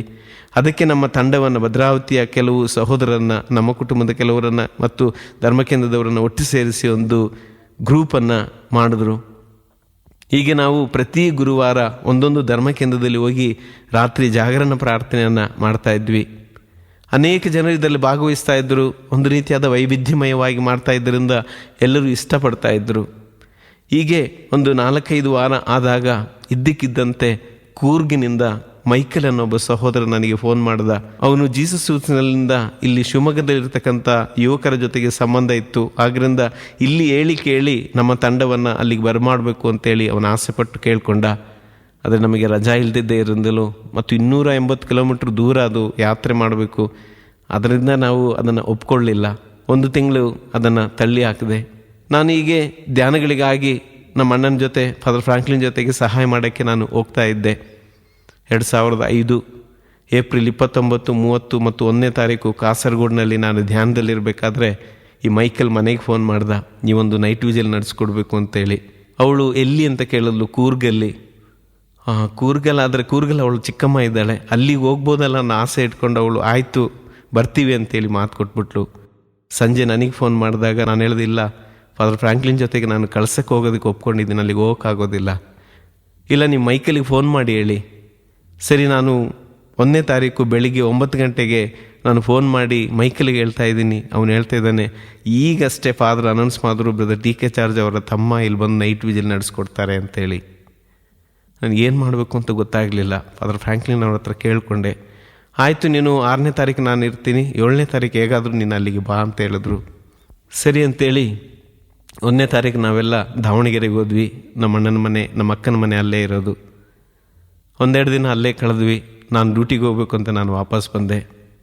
ನಮ್ಮಣ್ಣ ಒಂದು ಮನೆಯಿಂದ ಇನ್ನೊಂದು ಮನೆಗೆ ಚೇಂಜ್ ಮಾಡಿದಾಗ ಆ ಮನೆಯ ಓಪನಿಂಗ್ ದಿನ ಪ್ರಾರ್ಥನೆ ಮಾಡಬೇಕಾದ್ರೆ ನನ್ನ ಮಡದಿಯನ್ನು ಕರೆದು ಮುಂದೆ ನಿಲ್ಲಿಸಿ ನಮ್ಮ ಅಕ್ಕನ ಹತ್ರ ಮತ್ತು ನನ್ನ ಮಕ್ಕಳ ಹತ್ರ ಎಲ್ಲ ಹೇಳ್ತಾ ಇದ್ರು, ಡೈಸಿ ಇದುವರೆಗೂ ನನ್ನ ತಮ್ಮನ ಹೆಂಡತಿ, ಆದರೆ ಇನ್ನು ಮುಂದೆ ಇವಳು ನನಗೆ ತಮ್ಮನ ಹೆಂಡತಿ ಮಾತ್ರ ಅಲ್ಲ, ನನ್ನ ಸ್ವಂತ ಮಗಳಿದ್ದಂಗೆ ಅಂತೇಳಿ ಅವ್ರ ಕೈಯಲ್ಲಿ ಕ್ಯಾಂಡ್ಲ್ ಕೊಟ್ಟು ಮನೆಯ ದೀಪವನ್ನು ಬೆಳಗಿಸ್ಕೊಂಡು ನಿನ್ನನ್ನು ನಾನು ದತ್ತು ತಗೊಳ್ತಾ ಇದ್ದೀನಿ ಅಂತ ಹೇಳಿದ್ರು. 5ನೇ ತಾರೀಕು ನಾನು ದಾವಣಗೆರೆಗೆ ಅವಳನ್ನು ಕರ್ಕೊಂಬರೋದಕ್ಕೆ ಹೋದೆ. ಅಣ್ಣ ಶ್ರೀಲಂಕಾ ಹೋದರು. 5ನೇ ತಾರೀಕು ನಾವು ವಾಪಸ್ ಭದ್ರಾವತಿ ಬಂದ್ವಿ. 6ನೇ ತಾರೀಕು ಬೆಳಿಗ್ಗೆ 11 ಗಂಟೆಗೆ ಭದ್ರಾವತಿಯಿಂದ ನಾವು ಪಾಲಿಬೆಟ್ಟ ಅನ್ನೋ ಜಾಗಕ್ಕೆ ನಮ್ಮದೇ ಆದಂಥ ಮಾರುತಿ ಓಮನಿನಲ್ಲಿ ಹೊರಟಿವಿ. ನಮ್ಮ ಜೊತೆಯಲ್ಲಿ ನನ್ನ ತಮ್ಮ ಇದ್ದ, ಅವಳ ತಮ್ಮ ಡೇವಿಸ್ ಅಂತ ಅವನು ಇದ್ದ. ಹೀಗೆ 4 ಜನ ಒಟ್ಟಿಗೆ ನಾವು ಪಾಲಿಬೆಟ್ಟೆಗೆ ಯಾತ್ರೆಯನ್ನು ಪ್ರಾರಂಭಿಸಿದ್ವಿ. ಹೋಗುವ ಮಾರ್ಗದಲ್ಲಿ ಹಳೆಬೀಡನ್ನು ನೋಡಿಕೊಂಡು ಹೋದ್ವಿ. ಹಂಗೆ ಸ್ವರ್ಣ ಮಂದಿರ ಕುಶಾಲನಗರದಲ್ಲಿ, ಅದನ್ನು ನೋಡಿಕೊಂಡು ಸಾಯಂಕಾಲ 7 ಗಂಟೆ ಅಷ್ಟೊತ್ತಿಗೆ ಅಲ್ಲಿ ಹೋಗಿ ಸೇರಿದ್ವಿ. ಅಲ್ಲಿ ಫಾದರ್ ಅವರು ಊಟವನ್ನು ಅರೇಂಜ್ ಮಾಡಿದ್ರು. ಊಟ ಮಾಡಿ 9:30 ಗಂಟೆಗೆ ನಾವು ರಾತ್ರಿ ಆರಾಧನೆಯನ್ನು ಪ್ರಾರಂಭಿಸಿದ್ವಿ. ಒಂದು ವಿಶೇಷವಾದ ಒಂದು ಉತ್ಸಾಹ ನಮಗೆ. ಕಾರಣ ಅಲ್ಲಿ ಕನ್ನಡದಲ್ಲಿ ಮಾತ್ರ ಅಲ್ಲ, ಮಲಯಾಳದಲ್ಲೂ ನಾವು ಹಾಡುಗಳನ್ನ ಆಡ್ಬೋದು, ಪ್ರಾರ್ಥನೆ ಮಾಡ್ಬೋದು. ಅಲ್ಲಿರೋ ಜನಕ್ಕೆ ಕನ್ನಡ ಮಲಯಾಳ ಎರಡೂ ಗೊತ್ತಿದೆ. ಅದರಿಂದ ಕನ್ನಡದಲ್ಲಿ ಮಲಯಾಳದಲ್ಲಿ ಒಳ್ಳೊಳ್ಳೆ ಗೀತೆಗಳನ್ನು ಹಾಕಿ ನಾವು ರಾತ್ರಿ ಆರಾಧನೆಯನ್ನು ಪ್ರಾರಂಭಿಸಿದ್ವಿ. ಸ್ತುತಿ ಮಾಡಿದ್ವಿ, ಪಾಪದ ಬಗ್ಗೆ ಕರುಣೆಗಾಗಿ ಪ್ರಾರ್ಥಿಸಿದ್ವಿ. ಬಂದಂಥ ಎಲ್ಲ ಜನರು ಪಾಪ ನಿವೇದನೆಯನ್ನು ಮಾಡಬೇಕಾಗಿತ್ತು. ನಾನು ಪಾಪ ನಿವೇದನೆ ಮಾಡಿದೆ, ಅವಳು ಪಾಪ ನಿವೇದನೆ ಮಾಡಿದ್ವಿ. ಈಗ ಎಲ್ಲರೂ ಪಾಪ ನಿವೇದನೆ ಆದ ನಂತರ ಪರಮಪ್ರಸಾದದ ಮೆರವಣಿಗೆಯನ್ನು ಮಾಡಿದ್ವಿ. ಜಪಸರವನ್ನು ಇಟ್ಕೊಂಡು ಜಪಸರ ಪ್ರಾರ್ಥನೆಯನ್ನು ಹೇಳಿ 5 ರಹಸ್ಯಗಳನ್ನು ಧ್ಯಾನಿಸಿ ಒಂದು ದೇವಾಲಯದ ಸುತ್ತು ದೀಪಗಳನ್ನು ಕ್ಯಾಂಡ್ಲನ್ನು ಎಲ್ಲರೂ ಹಚ್ಕೊಂಡು ಬಂದಾಗ ಒಂದು ರೀತಿಯಾದ ವಿಶೇಷವಾದ ಅನುಭವ ಅವ್ರಿಗಾಯಿತು. ಮತ್ತು ಆ ಪರಿಶುದ್ಧ ಪರಮಪ್ರಸಾದದ ಮುಂದೆ ಪ್ರತಿಯೊಬ್ಬ ವ್ಯಕ್ತಿಗಳನ್ನು ಸಮರ್ಪಿಸಿ ಪ್ರಾರ್ಥಿಸಿದ್ವಿ. ಆ ಧರ್ಮಕೇಂದ್ರದ ಒಬ್ಬ ವ್ಯಕ್ತಿಯನ್ನು ಕರೆದುಕೊಂಡು ನಮ್ಮ ಪಕ್ಕದಲ್ಲಿ ಕೂರಿಸ್ಕೊಂಡು ಎಲ್ಲ ವ್ಯಕ್ತಿಗಳು ಆ ಆರಾಧನೆಯಲ್ಲಿದ್ದಂತೆ ಎಲ್ಲರೂ ಹೋಗಿ ಕ್ಯಾಂಡಲ್ ಇಟ್ಕೊಂಡು ಪರಮಪ್ರಸಾದ ಮುಂದೆ ನಿಂತ್ಕೋಬೇಕಾಗಿತ್ತು. ಅವರ ಹೆಸರು ಹೇಳಿ ನಾವು ಪ್ರಾರ್ಥಿಸ್ತಾ ಇದ್ವಿ. ಹೀಗಾಗಿ ಎಲ್ಲರಿಗೂ ಒಂದು ರೀತಿಯಾದ ಒಂದು ಅನುಭವ ಅವರಿಗೆ ಸಿಗ್ತಾ ಇತ್ತು. ಈ ಧ್ಯಾನಗಳಿಗೆ ನಾವು ಬಂದ ಮೇಲೆ ಅವಳಿಗೆ ವಿಶೇಷವಾದ ಒಂದು ವರ ಇತ್ತು. ಪ್ರವಚನವರ ಅಂದರೆ ದರ್ಶನದಲ್ಲಿ ಅನೇಕ ಸಂಗತಿಗಳು ಅವಳಿಗೆ ಸಿಗ್ತಾ ಇತ್ತು. ಆ ಕಡೆಯ ಆರಾಧನೆಯ ಸಮಯದಲ್ಲಿ ಕೊನೆಯಲ್ಲಿ ಹೋಗಿ ಪರಮಪ್ರಸಾದ ಆ ಕಡೆ ಸೈಡ್ನಲ್ಲಿ ಕೂತ್ಕೊಂಡು ನೋಟ್ಬುಕ್ನಲ್ಲಿ ಅನೇಕ ಸಂದೇಶಗಳನ್ನು ತೆಗೆದು ಆಕ್ಸಿಡೆಂಟಲ್ಲಿ ಕಾಲು ಮುರಿದಂಥ ವ್ಯಕ್ತಿಗೆ ಸೌಖ್ಯ, ತಲೆನೋವು ಬರ್ತಿರ್ತಕ್ಕಂಥ ಒಬ್ಬ ಸಹೋದರಿಗೆ ಸೌಖ್ಯ, ಮತ್ತು ಇನ್ನೊಂದು ಹೆಸರಿನಲ್ಲಿ ಯಾರಿಗೊಂದು ಸೌಖ್ಯ ಸಿಕ್ತು ಅಂತೇಳಿ ಅವಳು ಸಂದೇಶ ಕೊಟ್ಟಿದ್ಲು. ಆಮೇಲೆ ಕಡೆಯದಾಗಿ ನನ್ನ ಕಿವಿಯಲ್ಲಿ ಬಂದು ಹೇಳಿದ್ಲು, ಒಂದು ಪೆಟ್ಟಿಗೆ ನನಗೆ ಕಾಣ್ತಾ ಇದ್ದದ್ದು ಏನು ಅಂತ ಅರ್ಥ ಆಗ್ತಾ ಇಲ್ಲ ಅಂತ ಹೇಳಿದ್ಲು. ಅವಳಿಗೆ ಈ ರೀತಿಯಾದ ಕ್ಲಿಷ್ಟಕರವಾದ ಒಂದು ಸಂದೇಶ ಸಿಕ್ಕಿದ್ರೆ ಅವಳು ಅದನ್ನು ಹೇಳೋದಕ್ಕೆ ಹೆದರ್ತಾ ಇದ್ಲು. ಯಾವುದೇ ಮನೆಗೆ ಹೋದ್ರು ಪ್ರಾರ್ಥನೆ ಮಾಡ್ತಾ ಇದ್ರು, ರೋಗಿ ಅವರು ಮರಣ ಹೊಂತಾರೆ ಅಂದರೆ ಗೊತ್ತಾಗ್ತಾ ಇತ್ತು ಅವಳಿಗೆ, ಪೆಟ್ಟಿಗೆ ಅಂತ ತೋರಿಸ್ತಾ ಇದ್ರು. ಆವಾಗ ನಾವು ಅವರಿಗೆ ಹೇಳ್ತಾ ಇರಲಿಲ್ಲ, ಅಂದರೆ ನೀವು ಇವರ ಆತ್ಮರಕ್ಷಣೆಗಾಗಿ ಪ್ರಾರ್ಥಿಸ್ರಿ, ಆತ್ಮಕ್ಕಾಗಿ ಪ್ರಾರ್ಥಿಸ್ರಿ ಅಂತೇಳಿ ಬರ್ತಾ ಇದ್ವಿ. ಹಾಗಾಗಿ ಆ ಸಂದೇಶ ಏನು ಅಂತೇಳಿ ಅವ್ರು ಗ್ರಹಿಸ್ಕೊಳ್ಳೋಕ್ಕೂ ಆಗಲಿಲ್ಲ. ತಕ್ಷಣ ಫಾದರ್ ತಚ್ಚಿಲ್ ಅಂತೇಳಿ ಅವರು ಬಂದು ಪರಮಪ್ರಸಾದ ಆಶೀರ್ವಾದವನ್ನು ಕೊಡೋಕ್ಕೆ ಪ್ರಾರಂಭಿಸಿದ್ರು.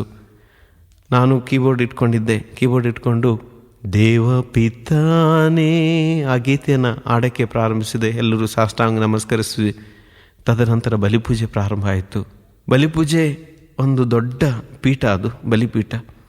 ಬಂದಂಥ ಎಲ್ಲರನ್ನ ಬಲಿಪೀಠದ ಮೇಲ್ಗಡೆ, ಆಲ್ಟರ್ ಮೇಲ್ಗಡೆ ಸುತ್ತಲೂ, ಆ ಪೀಠದ ಸುತ್ತಲೂ ನಿಲ್ಲಿಸ್ಕೊಂಡ್ರು. ಗುರುಗಳು ಹೇಳಿದ್ರು, ನೀವು ನಿಂತಿರ್ತಕ್ಕಂಥ ಜಾಗ ಸ್ವರ್ಗ ಇದ್ದಂತೆ, ಆದ್ದರಿಂದ 1 ನಿಮಿಷ ಕಣ್ಣುಗಳನ್ನು ಮುಚ್ಕೊಳ್ಳಿ ಅಂತ ಹೇಳಿದ್ರು.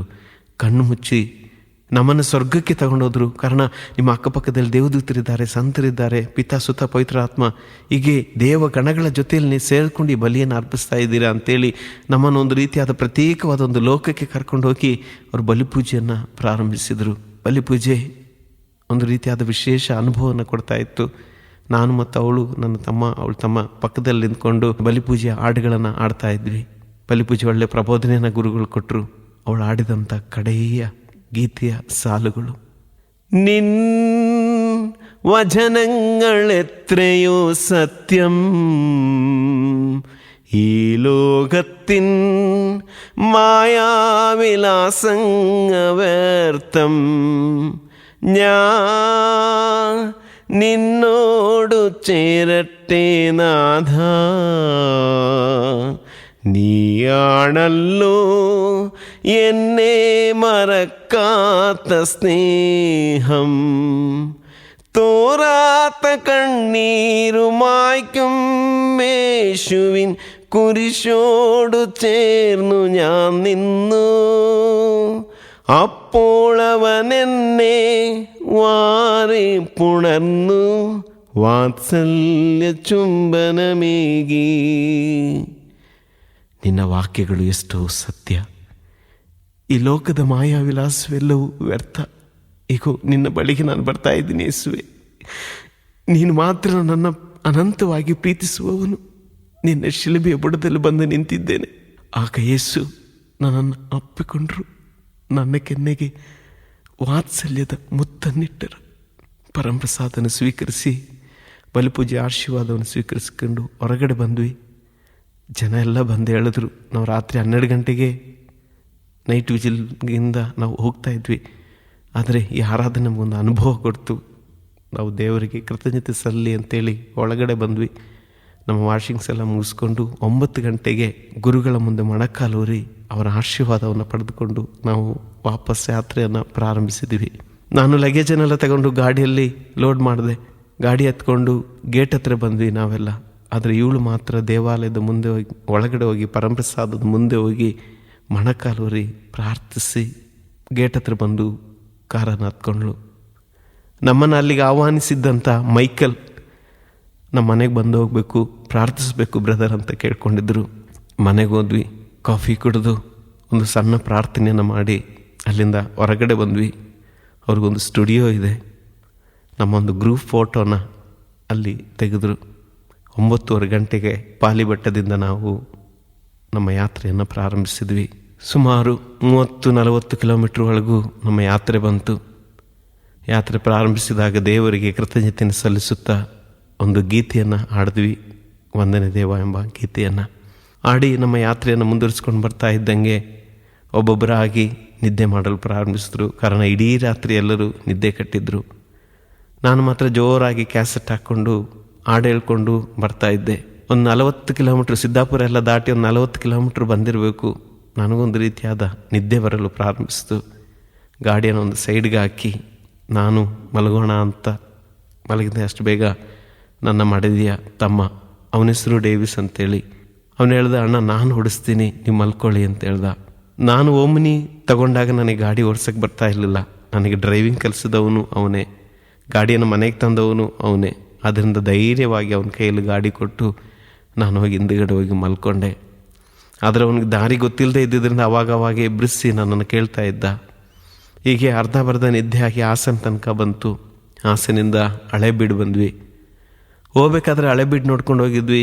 ಬರ್ತಾ ಬೇಲೂರು ನೋಡ್ಕೊಂಡು ಹೋಗೋಣ ಅಂತೇಳಿ ಅವಾಗ ಮಾತಾಡಿದ್ವಿ. ಆದ್ದರಿಂದ ಅವಳು ಹೇಳಿದ್ಲು, ಬೇಲೂರು ನೋಡ್ಕೊಂಡು ಹೋಗೋಣ. ಇವ್ನು ಡೇವಿಸ್ ಹೇಳ್ದ, ಬೇಡ, ಹಳೆಬೀಡಲ್ಲಿರೋದೇ ಬೇಲೂರಲ್ಲಿರೋ ಶಿಲ್ಪಿಗಳು ಅಂತೇಳಿ ಸಮಜಾಯಿಸಿಕೊಟ್ಟು ಹಾಗೆ ವ್ಯಾನನ್ನು ಈ ಕಡೆ ತಿರ್ಸ್ಕೊಂಡು ಬಂದ. ಕೇರಳಾಪುರದ ಹೋಟ್ಲು ಬಂದಾಗ ಅವಳಿಗೆ ಮುದ್ದೆ ಅಂದರೆ ಇಷ್ಟ. ಇಲ್ಲಿ ಊಟ ಮಾಡ್ಕೊಂಡು ಹೋಗೋಣ ಅಂತ ಅವಳು ಕೇಳ್ಕೊಂಡ್ಳು. ಬೇಡ, ಮುಂದೆ ಹೋಗಿ ಒಳ್ಳೆ ಹೋಟ್ಲಲ್ಲಿ ಹೋಗಿ ಊಟ ಮಾಡೋಣ ಅಂತೇಳಿ ಗಾಡಿ ಮುಂದೆ. ಇಷ್ಟು ಮಾತಾಡಿದ್ದು ನನಗೆ ಜ್ಞಾಪಕ ಇದೆ. ಸುಮಾರು 12:30-1 ಗಂಟೆ ಇರಬೇಕು. ಮಲ್ಕೊಂಡಿದ್ದೀವಿ. ಸಮನಾದಂಥ ಒಂದು ದಾರಿಯಲ್ಲಿ ನಮ್ಮ ವ್ಯಾನು ಹೋಗ್ತಾ ಇದೆ. ನನಗೆ ಎಚ್ಚರ ಆದಾಗ ರಾತ್ರಿ 8:45 ಗಂಟೆ.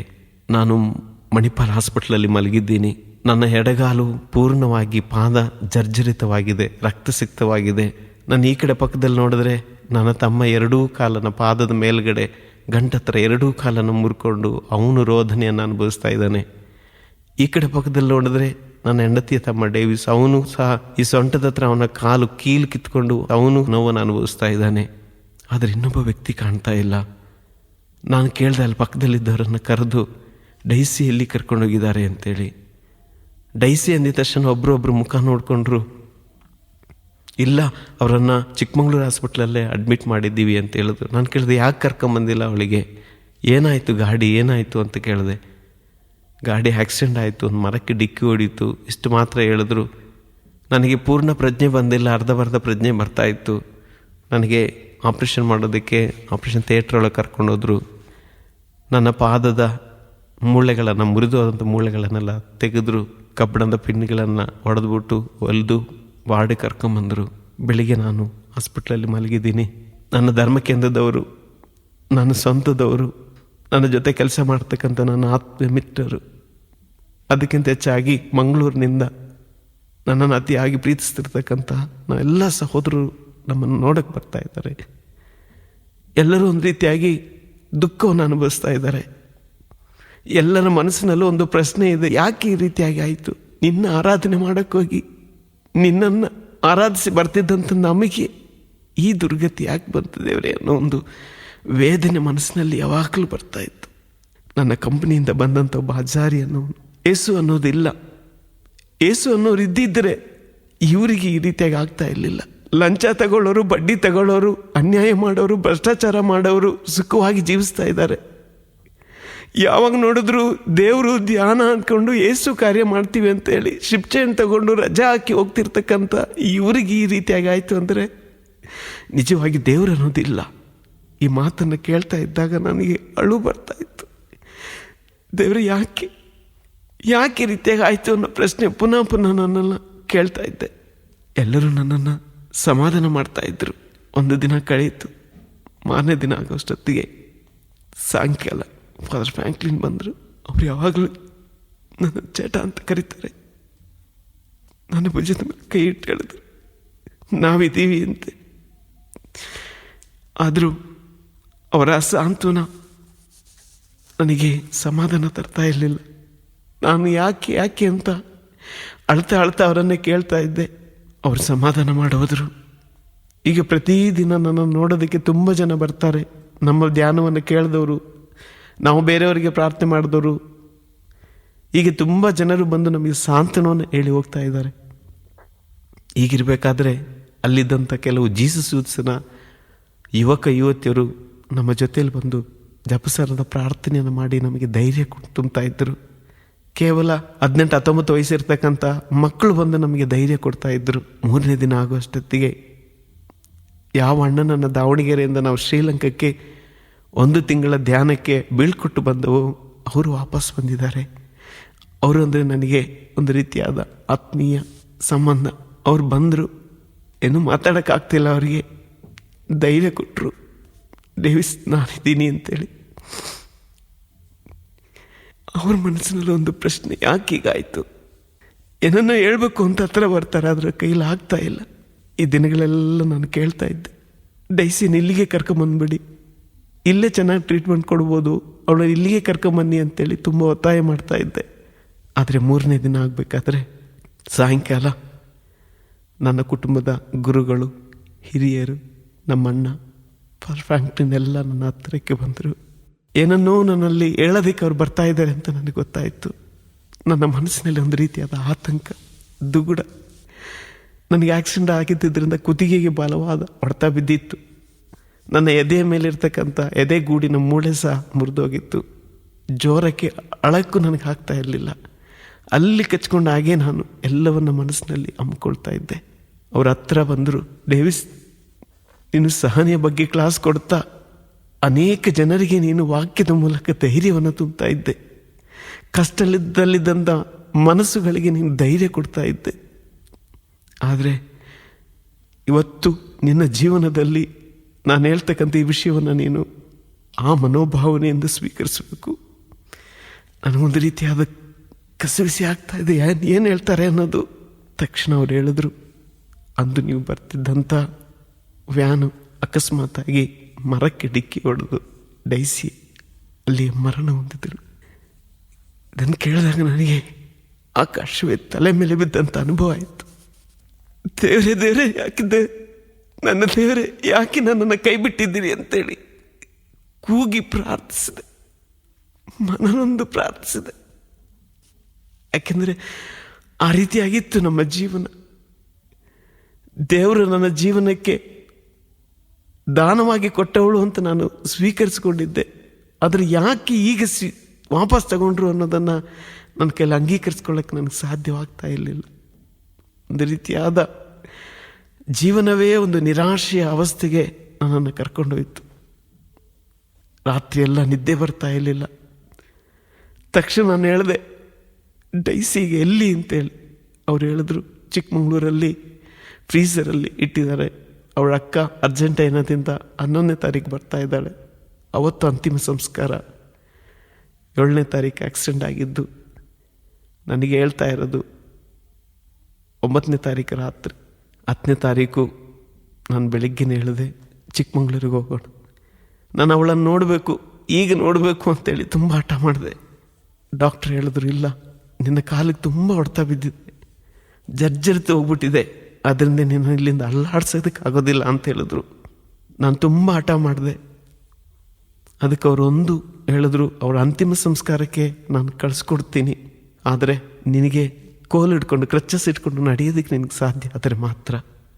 ಮಾರನೇ ದಿನ ಬೆಳಿಗ್ಗೆನೇ ನನ್ನನ್ನು ಫಿಸಿಯೋಥೆರಪಿಗೆ ಕರ್ಕೊಂಡೋದ್ರು, ಕ್ರಚಸ್ ಕೊಟ್ಟು ನಡೆಸೋದಕ್ಕೆ ಪ್ರಾಕ್ಟೀಸ್ ಕೊಡೋದಕ್ಕೆ. ಆದರೆ ವೀಲ್ ಚೇರಲ್ಲಿ ಕೂರಿಸಿದ ತಕ್ಷಣ ನನಗೆ ತಲೆ ಸುತ್ತು ಬಿದ್ದು ನಾನು ಕೆಳಗಡೆ ಕುಸಿದು ಹೋಗ್ತಾ ಇದ್ದೀನಿ. ವಾರ್ಡಿಗೆ ಕರ್ಕೊಂಡೋದ್ರು, ಅಲ್ಲೂ ಸಹ ಎದ್ದು ನಿಲ್ಲಿಸ್ತಾ ಇದ್ದಾರೆ, ಕೋಲ್ ಕೊಡ್ತಾ ಇದ್ದಾರೆ, ಆದರೆ ತಲೆ ಸುತ್ತಿ ನಾನು ಕೆಳಗಡೆ ಬೀಳ್ತಾ ಇದ್ದೀನಿ. ನನಗೆ ಒಂದು ರೀತಿಯಾದ ನಿರಾಶೆ ಆಗೋಯ್ತು. ಡಾಕ್ಟ್ರ್ ಹೇಳಿದ್ರು ಆ ರೀತಿಯಾಗಿ ಆದರೆ ಮಾತ್ರ ನಿನಗೆ ಕಳಿಸ್ಕೊಡ್ತೀನಿ ಅಂತೇಳಿ ವಾಪಸ್ ಕರ್ಕೊಂಬಂದು ನನ್ನನ್ನು ಬೆಡ್ಡಲ್ಲಿ ಬಂದು ಮಲಗಿಸಿದ್ದಾರೆ. ನಾನು ಬೆಡ್ಡಲ್ಲಿ ಆ ಕಡೆ ತಿರ್ಕೊಂಡು ಮಲಗಿ ಅಳ್ತಾ ಇದ್ದೀನಿ. ದೇವರೇ ಯಾಕೆ ಈ ರೀತಿಯಾಗಿ ಮಾಡ್ತಾ ಇದ್ದೀರ? ನನ್ನ ಜೀವನದಿಂದ ಅವಳನ್ನು ಕರ್ಕೊಂಡ್ರಿ ಪರವಾಗಿಲ್ಲ, ಅವಳ ಅಂತಿಮ ಸಂಸ್ಕಾರಕ್ಕಾದರೂ ಹೋಗೋದಕ್ಕೆ ನೀವು ನನಗೆ ಯಾಕೆ ಅನುಮತಿ ಕೊಡ್ತಾ ಇಲ್ಲ ಅಂತೇಳಿ ನಾನು ದೇವರನ್ನು ಕೇಳ್ಕೊಂಡೆ. ಹೇಳ್ತಾ ಇರಬೇಕಾದ್ರೆ ಹ್ಯಾನಾ ಅಂತೇಳಿ ಕೇರಳದ ಒಂದು ಹುಡುಗಿ, ಮೆಡಿಷನ್ MBBS ಕಲಿತಿರ್ತಕ್ಕಂಥ 2ನೇ ವರ್ಷದ ಒಂದು ಹುಡುಗಿ, ಸಣ್ಣ ಹುಡುಗಿ, ಅವಳು ನನ್ನ ಮುಂದೆ ಬಂದೆ ನಿಂತ್ಕೊಂಡು, ಅಂಕಲ್ ಯಾಕೆ ಅಳ್ತಾ ಇದ್ದೀರಾ ಅಂತ ಕೇಳಿದ್ರು. ನಾನು ಹೇಳಿದೆ, ನನಗೀಗ ಅಂತಿಮ ಸಂಸ್ಕಾರಕ್ಕೆ ಹೋಗೋದಕ್ಕೆ ಅನುಮತಿ ಕೊಡ್ತಾ ಇಲ್ಲ. ಪ್ರೀತಿಯ ಸಹೋದರ ಸಹೋದರಿಯರೇ, 10-11 ವರ್ಷದಿಂದ ದೇವರ ವಾಕ್ಯವನ್ನು ಹೇಳ್ತಿರ್ತಕ್ಕಂಥ ನನಗೆ ಆ ಸಣ್ಣ ಹುಡುಗಿ ಒಂದು ವಾಕ್ಯವನ್ನು ಹೇಳ್ತಿದ್ದಾಳೆ. ಅಂಕಲ್, ಯೋಹಾನ ಶುಭ ಸಂದೇಶ 14ನೇ ಅಧ್ಯಾಯ 14ನೇ ವಾಕ್ಯ ಏನು ಹೇಳ್ತಾ ಇದೆ? ನನ್ನ ನಾಮದಲ್ಲಿ ಕೇಳುವುದೆಲ್ಲವನ್ನ ಪರಲೋಕದಲ್ಲಿರುವ ತಂದೆ ಕೊಡ್ತಾರೆ ಅಂತೇಳಿ ವಾಗ್ದಾನ ಮಾಡಿಲ್ವ? ಆ ನಾಮದಲ್ಲಿ ಕೇಳಿ ನಿಮಗೆ ಕೊಡ್ತಾರೆ. ನನ್ನ ಬಲಗೈಯನ್ನು ಹಿಡ್ಕೊಂಡು ಅವಳು ಸಣ್ಣ ಪ್ರಾರ್ಥನೆಯನ್ನು ಮಾಡಿದ್ರು. ಈ ಅಂಕಲ್ನ ನೋವನ್ನು ನೀವು ಕಾಣ್ತಾ ಇದ್ದೀರ. ಯೇಸುವೆ, ನಿಮ್ಮ ನಾಮದಲ್ಲಿ ಒಮ್ಮನಸ್ಸಿನಿಂದ ಇಬ್ಬರು ಪ್ರಾರ್ಥಿಸ್ತಾ ಇದ್ದೀವಿ. ಈ ಅಂಕಲಿಗೆ ಹೋಗಲು ಅನುಮತಿಯನ್ನು ಕೊಡಿ, ಸೌಖ್ಯ ಕೊಡಿ ಅಂತೇಳಿ ಪ್ರಾರ್ಥನೆಯನ್ನು ಹೇಳಿ ಮುಗಿಸಿ ನನ್ನನ್ನು ಎಬ್ರಿಸಿ ಕೂರಿಸಿದಳು. ನನಗೆ ತಲೆ ಸುತ್ತುವ ಅನುಭವ ಆಗ್ತಾ ಇಲ್ಲ. ತಕ್ಷಣ ಅವಳು ಹೇಳಿದ್ರು, ವೀಲ್ ಚೇರ್ ತಗೊಂಬನ್ನಿ. ವೀಲ್ ಚೇರಲ್ಲಿ ಕುಳಿಸಿದ್ರು. ಆಗಲೂ ನನಗೆ ತಲೆನೋವು ಆಗ್ತಾ ಇಲ್ಲ, ತಲೆ ಸುತ್ತೂ ಆಗ್ತಾ ಇಲ್ಲ. ಬೇಗ ಫಿಸಿಯೋಥೆರಪಿಗೆ ಕರ್ಕೊಂಡೋಗಿ ಕ್ರಚಸ್ ಕೊಟ್ಟು ನಡೆಯೋದಕ್ಕೆ, ನನಗೆ ಪ್ರಾಕ್ಟೀಸ್ ಕೊಡೋದಕ್ಕೆ ಡಾಕ್ಟರ್ನ ಕರೆಸಿದ್ರು. ನನಗೆ ನಡೆಯೋದಕ್ಕೆ ಸಾಧ್ಯ ಆಯಿತು. ನಷ್ಟವಾದಂಥ ವಿಶ್ವಾಸಪ್ಪನ ಮೊಳಕೊಡೆಯಲು ಪ್ರಾರಂಭಿಸಿತು. ಯಾವ ಯೇಸುವಿನಲ್ಲಿ ವಿಶ್ವಾಸವನ್ನು ನಾನು ಕಳೆದುಕೊಂಡಿದ್ನೋ ಆ ವಿಶ್ವಾಸವನ್ನು ಆ ಬಾಲಿಕೆಯ ಮೂಲಕ ದೇವರು ನನ್ನಲ್ಲಿ ಪುನಃ ಸ್ಥಾಪಿಸಲು ಪ್ರಾರಂಭಿಸಿದರು. 11ನೇ ತಾರೀಕು ಬೆಳಿಗ್ಗೆ ಅವಳ ಮೃತ ಶರೀರವನ್ನು ಚಿಕ್ಕಮಗಳೂರಿನಿಂದ ಮಣಿಪಾಲ್ ಹಾಸ್ಪಿಟ್ಲಿಗೆ ತಗೊಂಡು ಬಂದರು.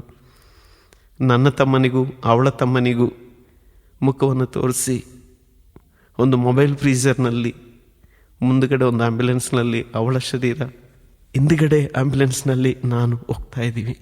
ನನ್ನ ಜೊತೆಯಲ್ಲಿ 2 ಜನ ನರ್ಸಸ್ ಇದ್ದಾರೆ. ಗ್ಲೂಕೋಸ್ ಬಾಟ್ಲಿ, ಅದು ಇಂಜೆಕ್ಷನು, ಪೇನ್ ಕಿಲ್ಲರ್ ಎಲ್ಲ ನನ್ನ ಜೊತೆಲಿ ತಗೊಂಡು ಬರ್ತಾ ಇದ್ದಾರೆ. ಕಾರಣ ಕೂರೋಕ್ಕಾಗಲ್ಲ, ನಿಲ್ಲಕ್ಕಾಗಲ್ಲದಂಥ ಅವಸ್ಥೆ. ಸುಮಾರು 11 ಗಂಟೆ ಅಷ್ಟೊತ್ತಿಗೆ ನಾನು ಮನೆಗೆ ಬಂದಾಗ ಈಗಾಗಲೇ ನನ್ನ ಮನೆ ಹತ್ರ ತುಂಬ ಜನಸ್ತೋಮಿ ತುಂಬಿಕೊಂಡಿದೆ. ಯಾರ್ಯಾರೋ ಬಂದು ನನಗೆ ಸಾಂತ್ವನ ಹೇಳೋದಕ್ಕೆ ಬರ್ತಾ ಇದ್ದಾರೆ. ಯಾವುದು ನನಗೆ ಕೇಳಿಸ್ತಾ ಇಲ್ಲ. ನನ್ನ ಮನೆಯೇ ಒಂದು ಸ್ಮಶಾನವಾಗಿ ಮಾರ್ಪಟ್ಟಿದೆ. ಮನೆ ಹತ್ರ ರೋದನೆಗಳು ಕೇಳ್ತಾ ಇದೆ. ಟೀಚರ್ ಅಂತೇಳಿ ಕೂಗ್ತಿರುವಂಥ ಮಕ್ಕಳು, ಸಹಾಯವನ್ನು ಪಡೆದಂಥ ಎಷ್ಟೋ ಜನರು ಅಳ್ಳೋದನ್ನು ಕೇಳಿಸ್ತಾ ಇರಬೇಕಾದ್ರೆಲ್ಲ ದೇವರೇ ಯಾಕೆ ಅನ್ನೋ ಪ್ರಶ್ನೆ ಪುನಃ ಕೇಳಿ ಬರ್ತಾ ಇತ್ತು. 2:30 ಗಂಟೆಗೆ ಅಂತಿಮ ಸಂಸ್ಕಾರದ ಪ್ರಾರ್ಥನೆಗಳು ಪ್ರಾರಂಭ ಆದವು. 4 ಗಂಟೆಗೆ ದೇವಾಲಯದಲ್ಲಿ ಬಲಿಪೂಜೆ ಪ್ರಾರಂಭ ಆಯಿತು. ನನ್ನ ಕುಟುಂಬದ ಓರ್ವ ಗುರುಗಳು ನನ್ನ ಕಿವಿಯಲ್ಲಿ ಬಂದು ಹೇಳಿದ್ರು, ಡೇವಿಸ್, ಇದುವರೆಗೂ ನೀವು ದೇವರನ್ನು ಮಹಿಮೆಪಡಿಸಿ ನೀವು ಜೀವಿಸಿದ್ರಿ. ಇವತ್ತು ದೇವರ ಮಹಿಮೆಯನ್ನು ನೀವು ಕಾಣ್ತೀರ. ಆ ಮಾತಿನ ಅರ್ಥ ನನಗೇನು ಅಂತ ಗೊತ್ತಾಗಲಿಲ್ಲ.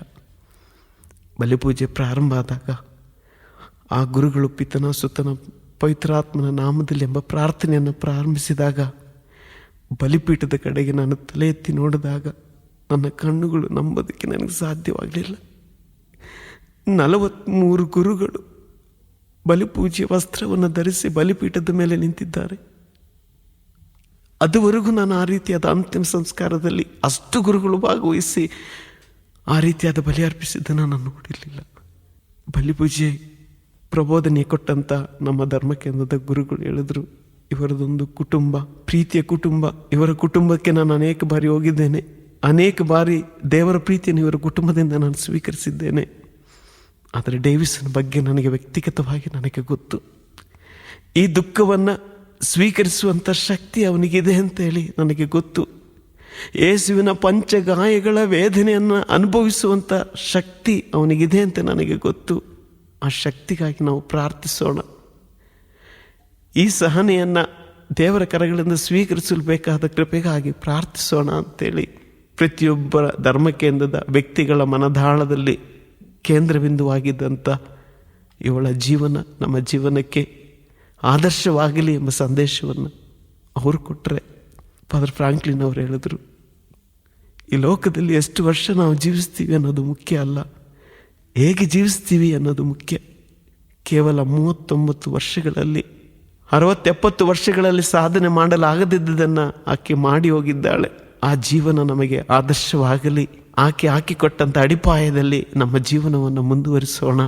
ಸಂದೇಶವನ್ನು, ಶ್ರದ್ಧಾಂಜಲಿಯನ್ನು ಫಾದರ್ ಫ್ರಾಂಕ್ಲಿನ್ ಅವರು ಹೇಳಿದರು. ಕೇಳೋದಕ್ಕೆ ಒಂದು ರೀತಿಯಾದ ಸಮಾಧಾನ ತರ್ತಾ ಇದ್ದರು, ಮನಸ್ಸಿನಲ್ಲಿ ಅಂಗೀಕರಿಸಲು ಮಾತ್ರ ಸ್ವಲ್ಪ ಕಷ್ಟ ಆಗ್ತಾ ಇತ್ತು. ಸುಮಾರು 8-9 ಗಂಟೆ ಆಯಿತು ಅಂತಿಮ ಸಂಸ್ಕಾರ ಮುಗಿಸಿ ಮನೆಗೆ ಬರಬೇಕಾದರೆ. ಅದೇ ರಾತ್ರಿ ನಾನು ಮಣಿಪಾಲ್ ಹಾಸ್ಪಿಟ್ಲಿಗೆ ವಾಪಸ್ ಕರ್ಕೊಂಡೋದ್ರು. ಹಾಸ್ಪಿಟ್ಲಲ್ಲಿ ಮಲಗಿದ್ದೇನೆ. ಅದೇ ರಾತ್ರಿ, ಮಾರನೇ ದಿನ ರಾತ್ರಿ ನನಗೊಂದು ಇನ್ನೊಂದು ಆಪ್ರೇಷನ್ ಆಯಿತು. ಒಂದು ರೀತಿಯಾದ ನಿರಾಶೆ. 2-3 ಇಂಜೆಕ್ಷನ್ ತಗೊಂಡ್ರು ನಿದ್ದೆ ಬರ್ತಾ ಇಲ್ಲ. ರಾತ್ರಿಯೆಲ್ಲ ಅವಳದೇ ಕನಸುಗಳು. ಒಂದು ರೀತಿಯಾದ ಒಂದು ನಿರಾಶೆ, ಮುಂದಿನ ಜೀವನ ಹೇಗೆ, ಒಂದು ರೀತಿಯಾದ ಆತಂಕದಲ್ಲಿ ಜೀವನವನ್ನು ಕಳೀತಾ ಇದ್ದೆ. 1 ದಿನ ಆಯಿತು, 2 ದಿನ ಆಯಿತು. ನನ್ನ ಮನಸ್ಸಿನಲ್ಲಿ ಆಗಾಗ ಈ ಪ್ರಾರ್ಥನೆ ಬರ್ತಾ ಇತ್ತು, ಯೇಸು ಶಿಲುಬೆ ಮೇಲೆ ಮಾಡಿದಂಥ ಪ್ರಾರ್ಥನೆ, ನನ್ನ ದೇವರೇ, ನನ್ನ ದೇವರೇ, ನನ್ನನ್ನು ಯಾಕೆ ಕೈ ಬಿಟ್ಟಿದ್ದೀರಿ. 3ನೇ ದಿನ ಶುಕ್ರವಾರ ಗುರುಗಳು ಪರಂಪ್ರಸಾದವನ್ನು ತಗೊಂಡು ನನ್ನ ಹತ್ತಿರಕ್ಕೆ ಬಂದರು. ಆ ಪರಂಪ್ರಸಾದವನ್ನು ತಗೊಂಡು ಹತ್ತಿರ ಬರಬೇಕಾದ್ರೆ ನನ್ನಲ್ಲಿ ಒಂದು ರೀತಿಯಾದ ಒಂದು ಪಾಪದ ಪ್ರಜ್ಞೆ ನನಗೆ ಬರಲು ಪ್ರಾರಂಭಿಸಿತು. ಯೇಸುವೆ, ನಿಮ್ಮನ್ನು ಸ್ವೀಕರಿಸುವಂಥ ಯೋಗ್ಯತೆ ನನಗಿಲ್ಲ ಅನ್ನೋ ಒಂದು ರೀತಿಯಾದ ಅನಿಸಿಕೆ ನನಗನ್ನಿಸ್ತು.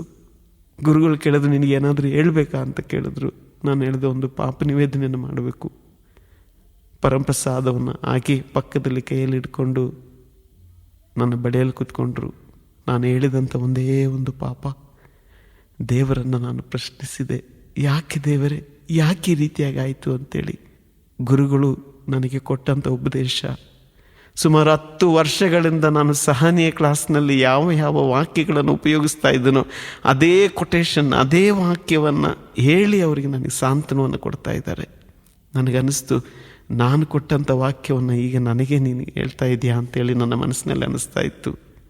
ರೋಮಾಪುರದವರಿಗೆ ಬರೆದ ಪತ್ರಿಕೆ 8ನೇ ಅಧ್ಯಾಯ 28ನೇ ವಾಕ್ಯ, ದೇವರನ್ನು ಪ್ರೀತಿಸುವವರಿಗೆ ಅವರ ಜೀವನದಲ್ಲಿ ಸಂಭವಿಸುವುದೆಲ್ಲವೂ ಹಿತಕರವಾಗಿ ಪರಿಣಮಿಸುವುದು.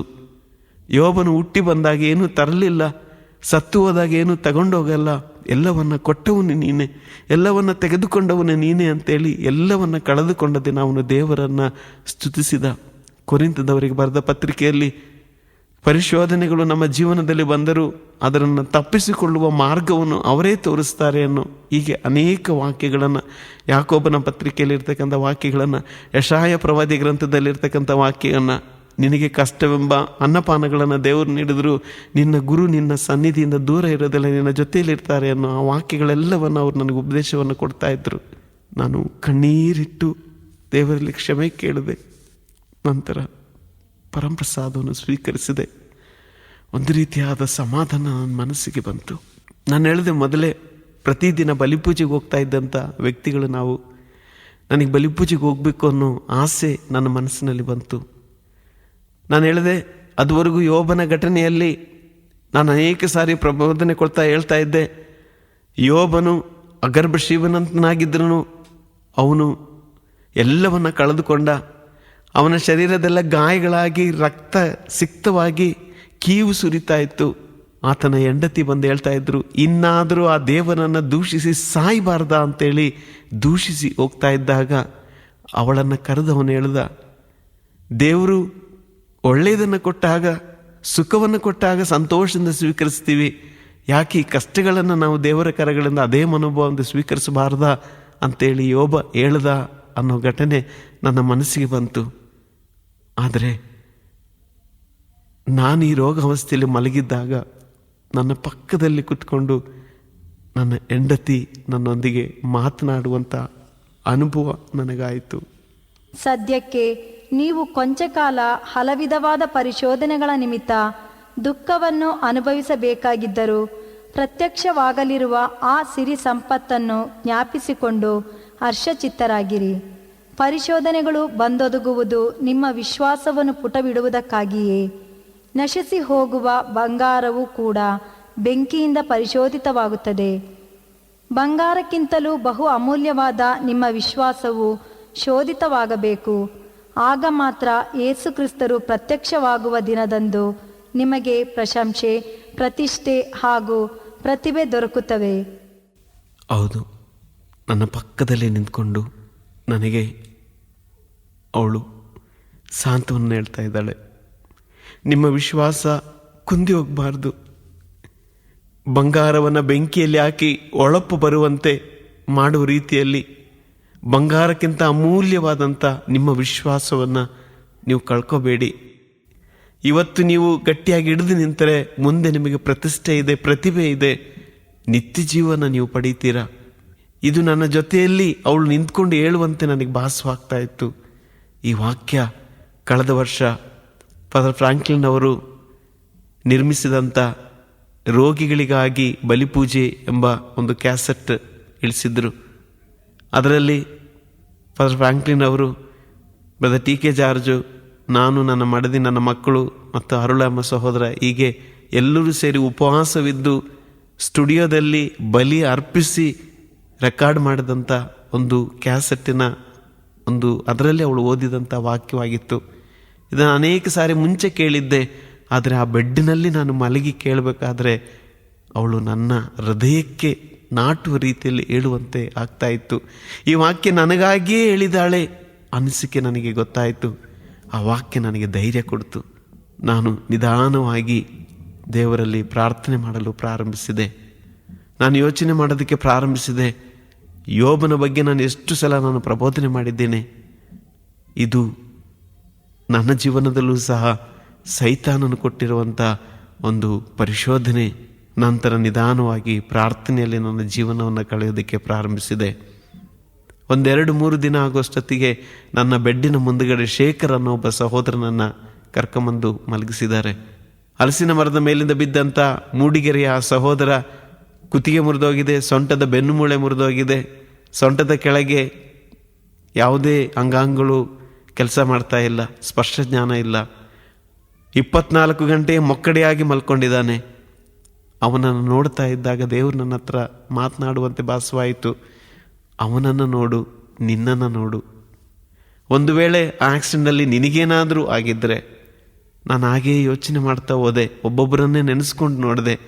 ಆವಾಗ ಗೊತ್ತಾಯಿತು ದೇವರ ಒಂದು ಕರುಣೆ, ದೇವರ ಸಂರಕ್ಷಣೆ, ದೇವರ ಯೋಜನೆಯನ್ನು ನಾನು ಅರ್ಥ ಮಾಡೋದಕ್ಕೆ ಪ್ರಾರಂಭಿಸಿದೆ. ಆ ಬೆಡ್ನಲ್ಲಿ ಕೂತ್ಕೊಂಡು ಆ ಶೇಖರಿಗಾಗಿ ನಾನು ಪ್ರಾರ್ಥಿಸಿದೆ. ಬೇರೆಯವ್ರಿಗೋಸ್ಕರ ನಾನು ಪ್ರಾರ್ಥಿಸಲು ಪ್ರಾರಂಭಿಸಿದಾಗ ನನ್ನ ಮನಸ್ಸಿಗೆ ಒಂದು ರೀತಿಯಾದ ಸಾಂತ್ವನ ಬರಲು ಪ್ರಾರಂಭ ಆಯಿತು.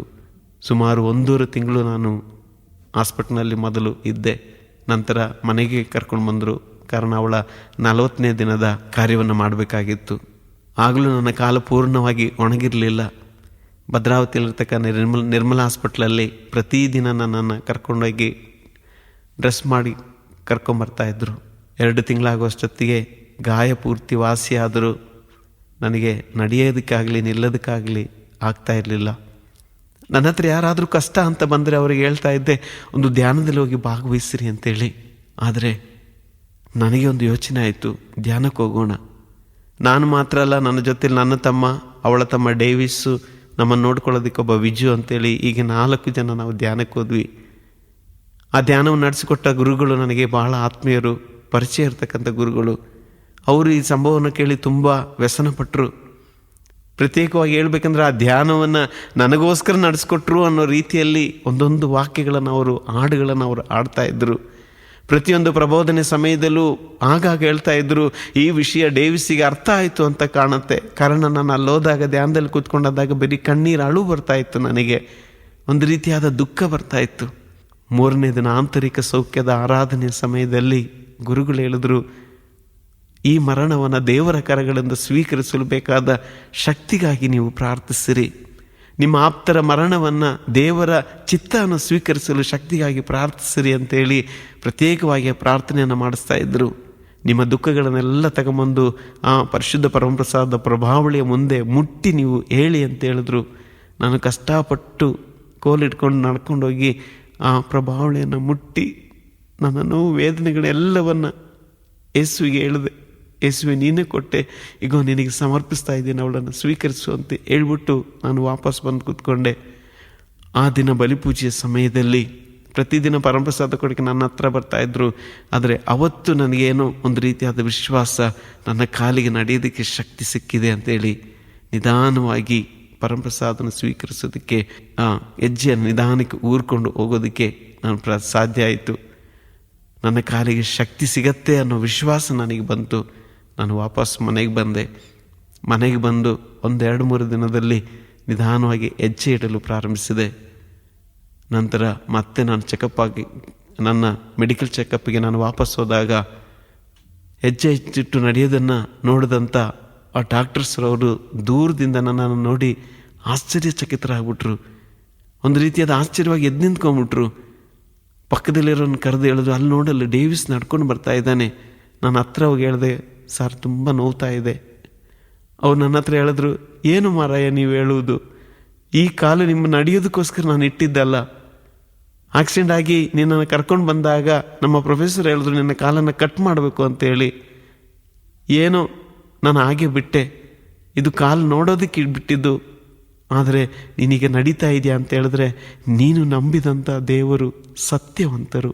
ಹೌದು, ಪ್ರತಿದಿನ ಅವ್ರು ರೌಂಡ್ಸಿಗೆ ಬರಬೇಕಾದ್ರೆ ನಾವೆಲ್ಲ ಜಪ್ಸರ ಪ್ರಾರ್ಥನೆಯನ್ನು ಮಾಡೋದನ್ನು, ಪಕ್ಕದಲ್ಲಿ ಬೈಬಲನ್ನು, ಟೇಪ್ ರೆಕಾರ್ಡನ್ನು, ಗೀತೆಗಳನ್ನು ಕೇಳಿ ಇದನ್ನೆಲ್ಲ ಅವರು ನೋಡ್ತಾ ಇದ್ದರು.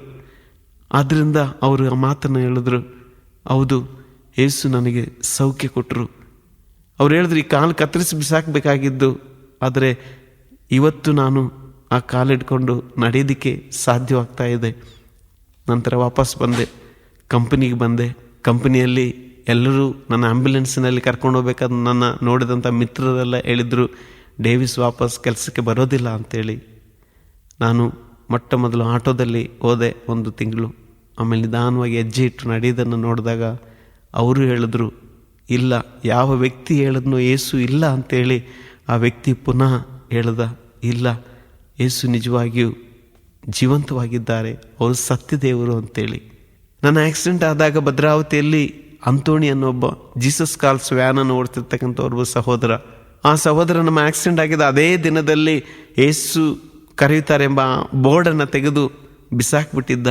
ಹಿಂದಿಗಡೆ ಅಲ್ಲೇಲುಯ್ಯ ಅನ್ನೋದನ್ನು ಕೆರೆದು ಬಿಸಾಕ್ಬಿಟ್ಟಿದ್ದ. ಕಾರಣ ಅವನು ತೀರ್ಮಾನಕ್ಕೆ ಬಂದಿದ್ದ, ಯೇಸು ಅನ್ನೋರು ಇದ್ದಿದ್ದರೆ ಇವರಿಗೆ, ಈ ಕುಟುಂಬಕ್ಕೆ ಈ ರೀತಿಯಾಗಿ ಆಗ್ತಾ ಇರಲಿಲ್ಲ. ನಾವೆಲ್ಲೇ ಧ್ಯಾನ ನಡೆಸ್ತಾ ಇದ್ದರೂ ಆ ಧ್ಯಾನಕ್ಕೆ ಬರುವವರನ್ನು ಫ್ರೀಯಾಗಿ ಕರ್ಕೊಂಡು ಹೋಗ್ತಿದ್ದಂಥ ವ್ಯಕ್ತಿ ಪೂರ್ಣವಾಗಿ ನಂಬಿಕೆಯನ್ನು ಕಳ್ಕೊಂಡ್ರು. ಶಿವಮೊಗ್ಗದಲ್ಲಿದ್ದಂಥ ಜೇಕಬ್ ಅನ್ನೋರು ಪ್ರತಿದಿನ ಜಪಸರ ಪ್ರಾರ್ಥನೆಯನ್ನು ಮಾಡ್ತಿದ್ದಂಥ ವ್ಯಕ್ತಿ ಈ ಆಕ್ಸಿಡೆಂಟ್ನ ಸುದ್ದಿ ಕೇಳಿದ ಮಾರನೇ ದಿನದಿಂದ ಜಪಸರ ಪ್ರಾರ್ಥನೆಯನ್ನು ಮಾಡೋದನ್ನು ಬಿಟ್ಬಿಟ್ರು, ಕುಟುಂಬ ಪ್ರಾರ್ಥನೆಯನ್ನೇ ಬಿಟ್ಟುಬಿಟ್ರು. ಇಲ್ಲ, ದೇವರು ಅನ್ನೋದು ಇಲ್ಲ, ಇದ್ದಿದ್ರೆ ಈ ರೀತಿಯಾಗಿ ಆಗ್ತಿರ್ಲಿಲ್ಲ. ಅವ್ರ ಹತ್ರ ಹೋದೆ, ನನ್ನ ಅನುಭವಗಳನ್ನು ಹೇಳ್ಕೊಂಡೆ. ಅವರು ವಿಶ್ವಾಸಕ್ಕೆ ಬಂದರು.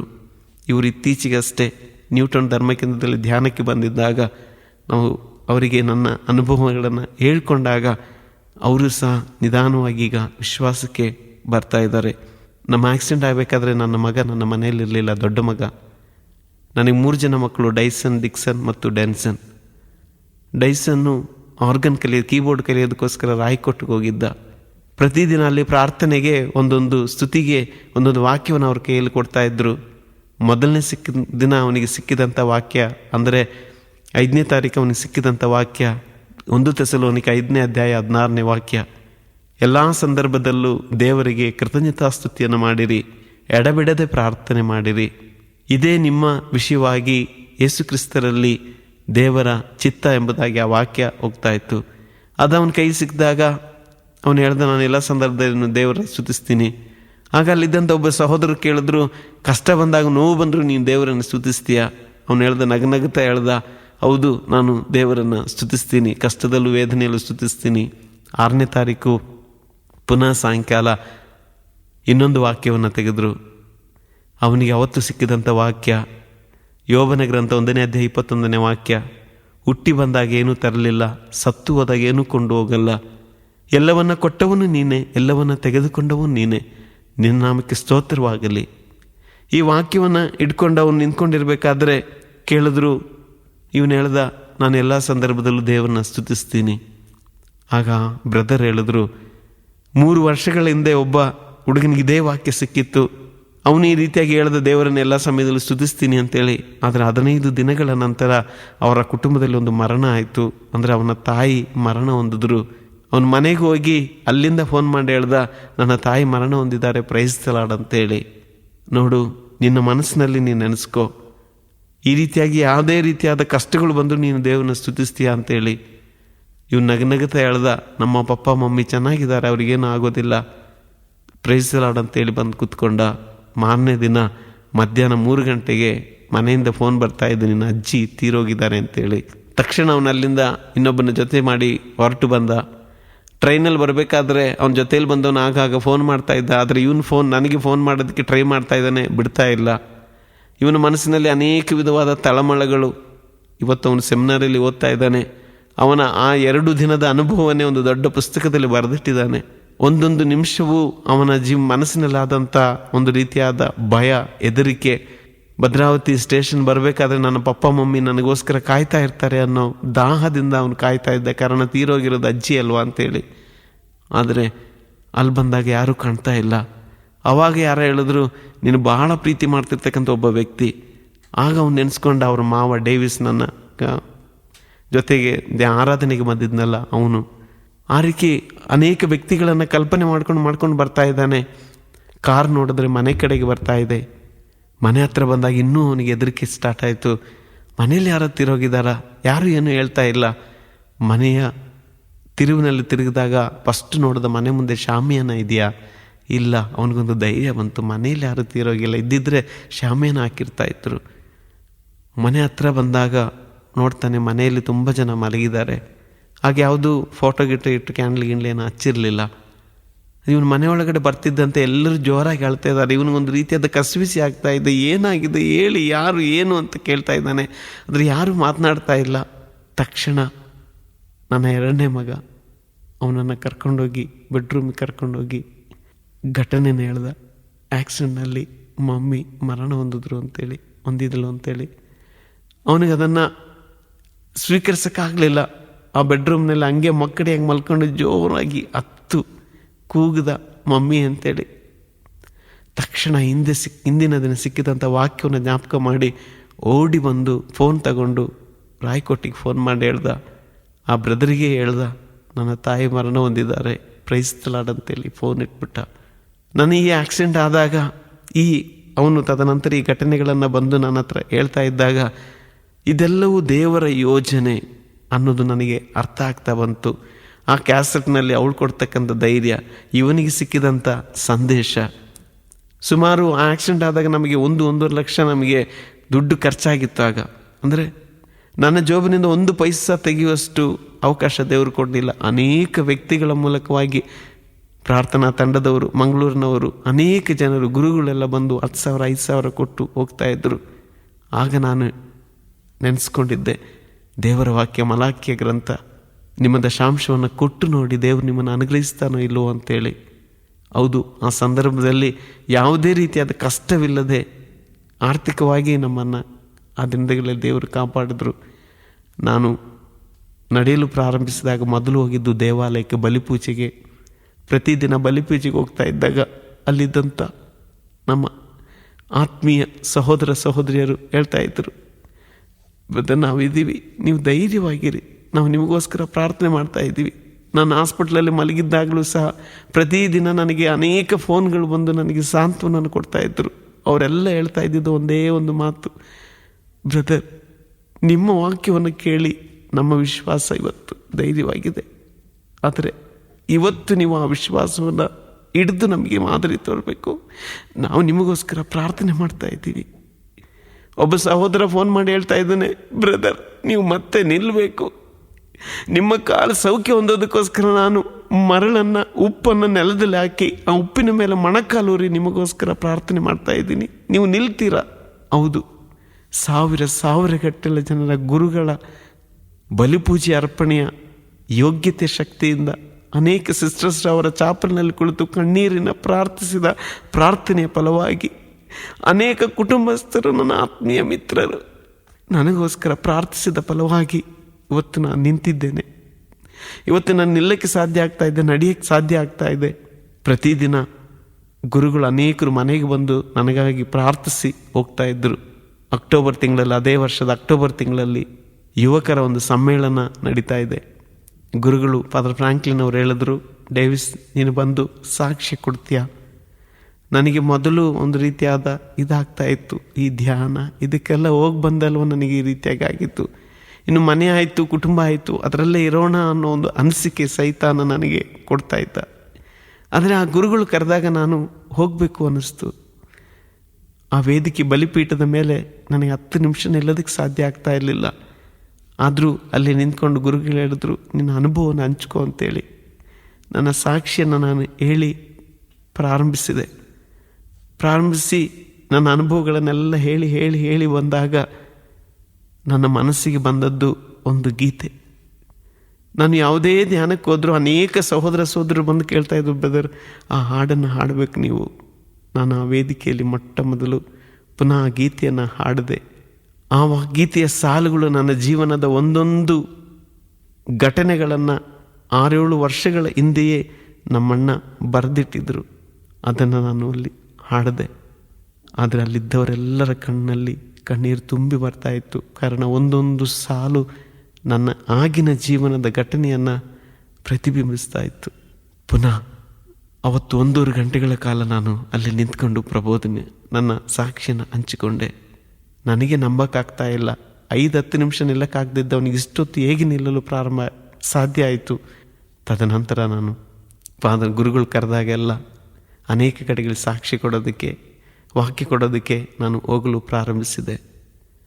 ಪ್ರೀತಿಯ ಸಹೋದರಿಯರೇ, 5 ನಿಮಿಷ 10 ನಿಮಿಷ ನಿಲ್ಲಕ್ಕೆ ಸಾಧ್ಯ ಆಗ್ತಿದ್ದಂಥ ನನಗೆ ಮೊನ್ನೆ ನಾನು 6-7 ಗಂಟೆಗಳ ಕಾಲ ನಿರಂತರವಾಗಿ ನಿಂತ್ಕೊಂಡು ಒಂದು ಧ್ಯಾನವನ್ನು, ಒಂದು ಸಾಕ್ಷಿಯನ್ನು ಹಂಚ್ಕೊಳ್ಳೋದಂಥ ಶಕ್ತಿಯನ್ನು ಪುನಃ ನನ್ನ ಕಾಲಿಗೆ ದೇವರು ಶಕ್ತಿಯನ್ನು ಕೊಟ್ಟರು.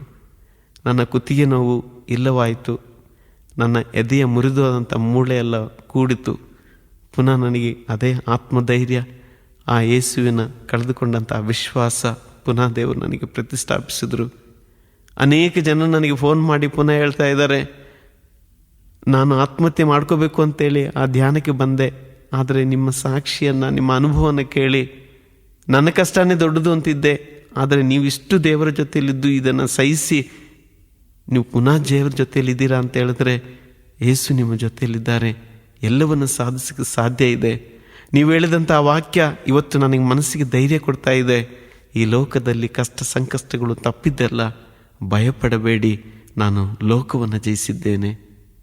ಹೌದು ಆತ್ಮೀಯರೇ, ಯೇಸು ನನ್ನ ಜೊತೆಯಲ್ಲಿರಬೇಕಾದರೆ ಅದೇ ರೋಮಾಪುರದವರಿಗೆ ಬರೆದ ಪತ್ರಿಕೆ 8ನೇ ಅಧ್ಯಾಯ 35ರಿಂದ ವಾಕ್ಯ, ಕ್ರಿಸ್ತ ಯೇಸುವಿನ ಪ್ರೀತಿಯಿಂದ ನಮ್ಮನ್ನು ಬೇರ್ಪಡಿಸಲು ಈ ಲೋಕದ ಯಾವುದೇ ಶಕ್ತಿಯಿಂದಲೂ ಸಾಧ್ಯವಿಲ್ಲ. ಮರಣವಾಗಲಿ, ಖಡ್ಗವಾಗಲಿ, ಮರುಭೂಮಿಯಾಗಲಿ, ಹಸಿವಾಗಲಿ, ನೀರಾಡಿಕೆ ಆಗಲಿ, ಏನೇ ಬರಲಿ, ಆದರೆ ಯೇಸುವಿನ ಪ್ರೀತಿ ಅನಂತವಾದದ್ದು. ಆ ಪ್ರೀತಿಯಿಂದ ನಮ್ಮನ್ನು ಬೇರ್ಪಡಿಸಲು ಸಾಧ್ಯವಿಲ್ಲ. ಆ ಯೇಸು ನನ್ನ ಜೊತೆಯಲ್ಲಿರಬೇಕಾದ್ರೆ ನಾನು ಎಲ್ಲವನ್ನ ಸಾಧಿಸ್ತೇನೆ, ಎಲ್ಲವನ್ನ ನಾನು ಜಯಿಸುತ್ತೇನೆ. ನಾನು ಜಯಿಸಿದ್ದೇ ಆದಲ್ಲಿ ನಿಮಗೂ ಜಯಿಸೋದಕ್ಕೆ ಖಂಡಿತವಾಗಿ ದೇವರು ಶಕ್ತಿಯನ್ನು ಕೊಡ್ತಾರೆ. ಆ ಶಕ್ತಿಯಲ್ಲಿ ಆಶ್ರಯಿಸೋಣ. ಪವಿತ್ರಾತ್ಮರಲ್ಲಿ ನಾವು ಪ್ರಾರ್ಥಿಸೋಣ. Praise the lord. ಇವತ್ತು ನನಗೆ ದುಃಖ ಇದೆ, ವೇದನೆ ಇದೆ. ಶಾರೀರಿಕವಾಗಿ ಅವಳು ನನ್ನ ಜೊತೆ ಇಲ್ದಿದ್ರು ನನ್ನ ಆತ್ಮದಲ್ಲಿ ಅವಳು ಬದುಕಿದ್ದಾಳೆ. ಅವಳ ಹಳೆಯ ಆ ಸವಿ ನೆನಪುಗಳೊಂದಿಗೆ ಇವತ್ತು ನನ್ನ ಹೃದಯದಲ್ಲಿ ಜೀವಿಸ್ತಾ ಇದ್ದಾಳೆ. ಇವತ್ತು ನನ್ನ ತಾಯಿ ನನಗೆ ಸಹಾಯವಾಗಿದ್ದಾರೆ, ಶಕ್ತಿಯಾಗಿದ್ದಾರೆ, ಜೊತೆಯಲ್ಲಿದ್ದಾರೆ. ಅವರು ನನ್ನ ಕಣ್ಣೀರಿನಿಂದ ದೇವರು ನನ್ನನ್ನು ಬಿಡಿಸಿದರು. ಕಷ್ಟ ದುಃಖ ವೇದನೆಗಳಿಂದ ನನ್ನನ್ನು ವಿಮೋಚಿಸಿದರು. ಈಗೋ ನಿಮ್ಮ ಕಷ್ಟ ಕಣ್ಣೀರಿನಿಂದ ಬಿಡುಗಡೆಗೊಳಿಸಲು ವಂದನೀಯ ಸ್ವಾಮಿ ಫ್ರಾಂಕ್ಲಿನ್ ಅವರು ಈಗ ನಿಮಗಾಗಿ ಪ್ರಾರ್ಥಿಸಲಿದ್ದಾರೆ. ಪ್ರಾರ್ಥಿಸೋಣ. ಸ್ತುತಿಗಳ ಮಧ್ಯೆ ವಾಸಿಸುವವನು, ಸ್ತುತಿಗೆ ಪಾತ್ರನು, ಸ್ತುತಿಯಲ್ಲಿ ಜೀವಿಸುವವನು ಆದ ಪ್ರಭು ಯೇಸುವೆ, ನಿಮ್ಮ ನಾಮಕ್ಕೆ ಅನಂತ ಕೋಟಿ ಸ್ತೋತ್ರಗಳು ಸ್ವಾಮಿ. ಯೋಹಾನ 16:33. ನಿಮಗೆ ನನ್ನಲ್ಲಿ ಶಾಂತಿ ಸಮಾಧಾನ ಲಭಿಸಲೆಂದು ಇದನ್ನೆಲ್ಲ ನಿಮಗೆ ಹೇಳಿದ್ದೇನೆ. ಲೋಕದಲ್ಲಿ ನಿಮಗೆ ಕಷ್ಟ ಸಂಕಟಗಳು ತಪ್ಪಿದ್ದಲ್ಲ, ಆದರೆ ಧೈರ್ಯವಾಗಿರಿ, ನಾನು ಲೋಕವನ್ನು ಜಯಿಸಿದ್ದೇನೆ ಎಂದು ಯೇಸುವೆ ನೀವು ನುಡಿದಿರಿ. ಸಂತ ಪೌಲರು ಕೊರಿಂಥದವರಿಗೆ ಬರೆದ 2ನೇ ಪತ್ರಿಕೆಯಲ್ಲಿ 5:7 ಹೀಗೆ ನುಡಿದರು: ನಾವು ನೋಡಿ ನಡೆಯುವವರಲ್ಲ, ನಂಬಿ ನಡೆಯುವವರು. ಸಾಯಬೇಕಾಗಿ ಬಂದರೂ ನಂಬಿಗಸ್ತನಾಗಿರೋ. ಇದೋ ನನ್ನ ಆತ್ಮೀಯ ಮಿತ್ರ, ಪ್ರಾಣ ಸ್ನೇಹಿತ ಬ್ರದರ್ TV ಡೇವಿಸ್ ಮತ್ತೆ ಯೇಸುವಿಗಾಗಿ ನಿಂತಿದ್ದಾರೆ. ಯೇಸುವಿಗಾಗಿ ಜೀವಿಸಲು ನಿರ್ಧರಿಸಿದ್ದಾರೆ. ಯೇಸುವಿಗೆ ಸಾಕ್ಷಿಯಾಗಿದ್ದಾರೆ. ಯೇಸು ಒಂದು ಕಥೆಯಲ್ಲ, ಯೇಸು ಒಂದು ಕವಿತೆಯಲ್ಲ, ಯೇಸು ಒಂದು ಪುರಾಣವಲ್ಲ, ಯೇಸು ಒಂದು ಚರಿತ್ರೆಯನ್ನು ಸೃಷ್ಟಿಸಿ ಚರಿತ್ರೆಯಾಗಿಯೇ ಉಳಿಯಲಿಲ್ಲ. ಯೇಸುವೇ ಸತ್ಯ, ಯೇಸುವೇ ಮಾರ್ಗ, ಯೇಸುವೇ ಜೀವ, ಯೇಸುವೇ ಪುನರುತ್ಥಾನ. ಜೀವಿಸುತ್ತಿರುವ ಪುನರುತ್ಥಾನಿ ದೇವರೇ ಯೇಸು. ಯೇಸು ನಾಮದಲ್ಲಿ ಈ ಸಾಕ್ಷಿ ಕೇಳಿದ ನಿಮ್ಮೆಲ್ಲ ದುಃಖಗಳು ಬಿಟ್ಟು ಹೋಗಲಿ. ಯೇಸು ವಾಕ್ಯದಲ್ಲಿ ನಿಮಗೆ ಸಾಂತ್ವನ ಸಿಗಲಿ. ಯೇಸು ರಕ್ತದಲ್ಲಿ ಸಂರಕ್ಷಣೆ ಲಭಿಸಲಿ. ವಿಶ್ವಾಸವನ್ನು ಕುಂದಿಸಲು ಸೈತಾನನು ತರುವ ಕುತಂತ್ರಗಳು ಯೇಸು ನಾಮದಲ್ಲಿ ಮುರಿದು ಹಾಕುತ್ತೇನೆ. ಇರುವುದೊಂದೇ ಜೀವನ, ಬೇಗನೆ ಅದು ಆಗುವುದು ಅಂತ್ಯ. ಯೇಸುವಿಗೋಸ್ಕರ ಕಳೆದ ಕ್ಷಣ ಮತ್ತು ದಿನ ಉಳಿಯುವುದು ನಿತ್ಯ. ಯೇಸುವಿಗಾಗಿ ಜೀವಿಸೋಣ, ಯೇಸುವಿಗೆ ನಮ್ಮ ಜೀವನದಲ್ಲಿ ಸಾಕ್ಷಿಯಾಗೋಣ. ಯೇಸು ನಾಮದಲ್ಲಿ ನಾನು ಆಶೀರ್ವದಿಸುತ್ತೇನೆ. Amen, amen, amen.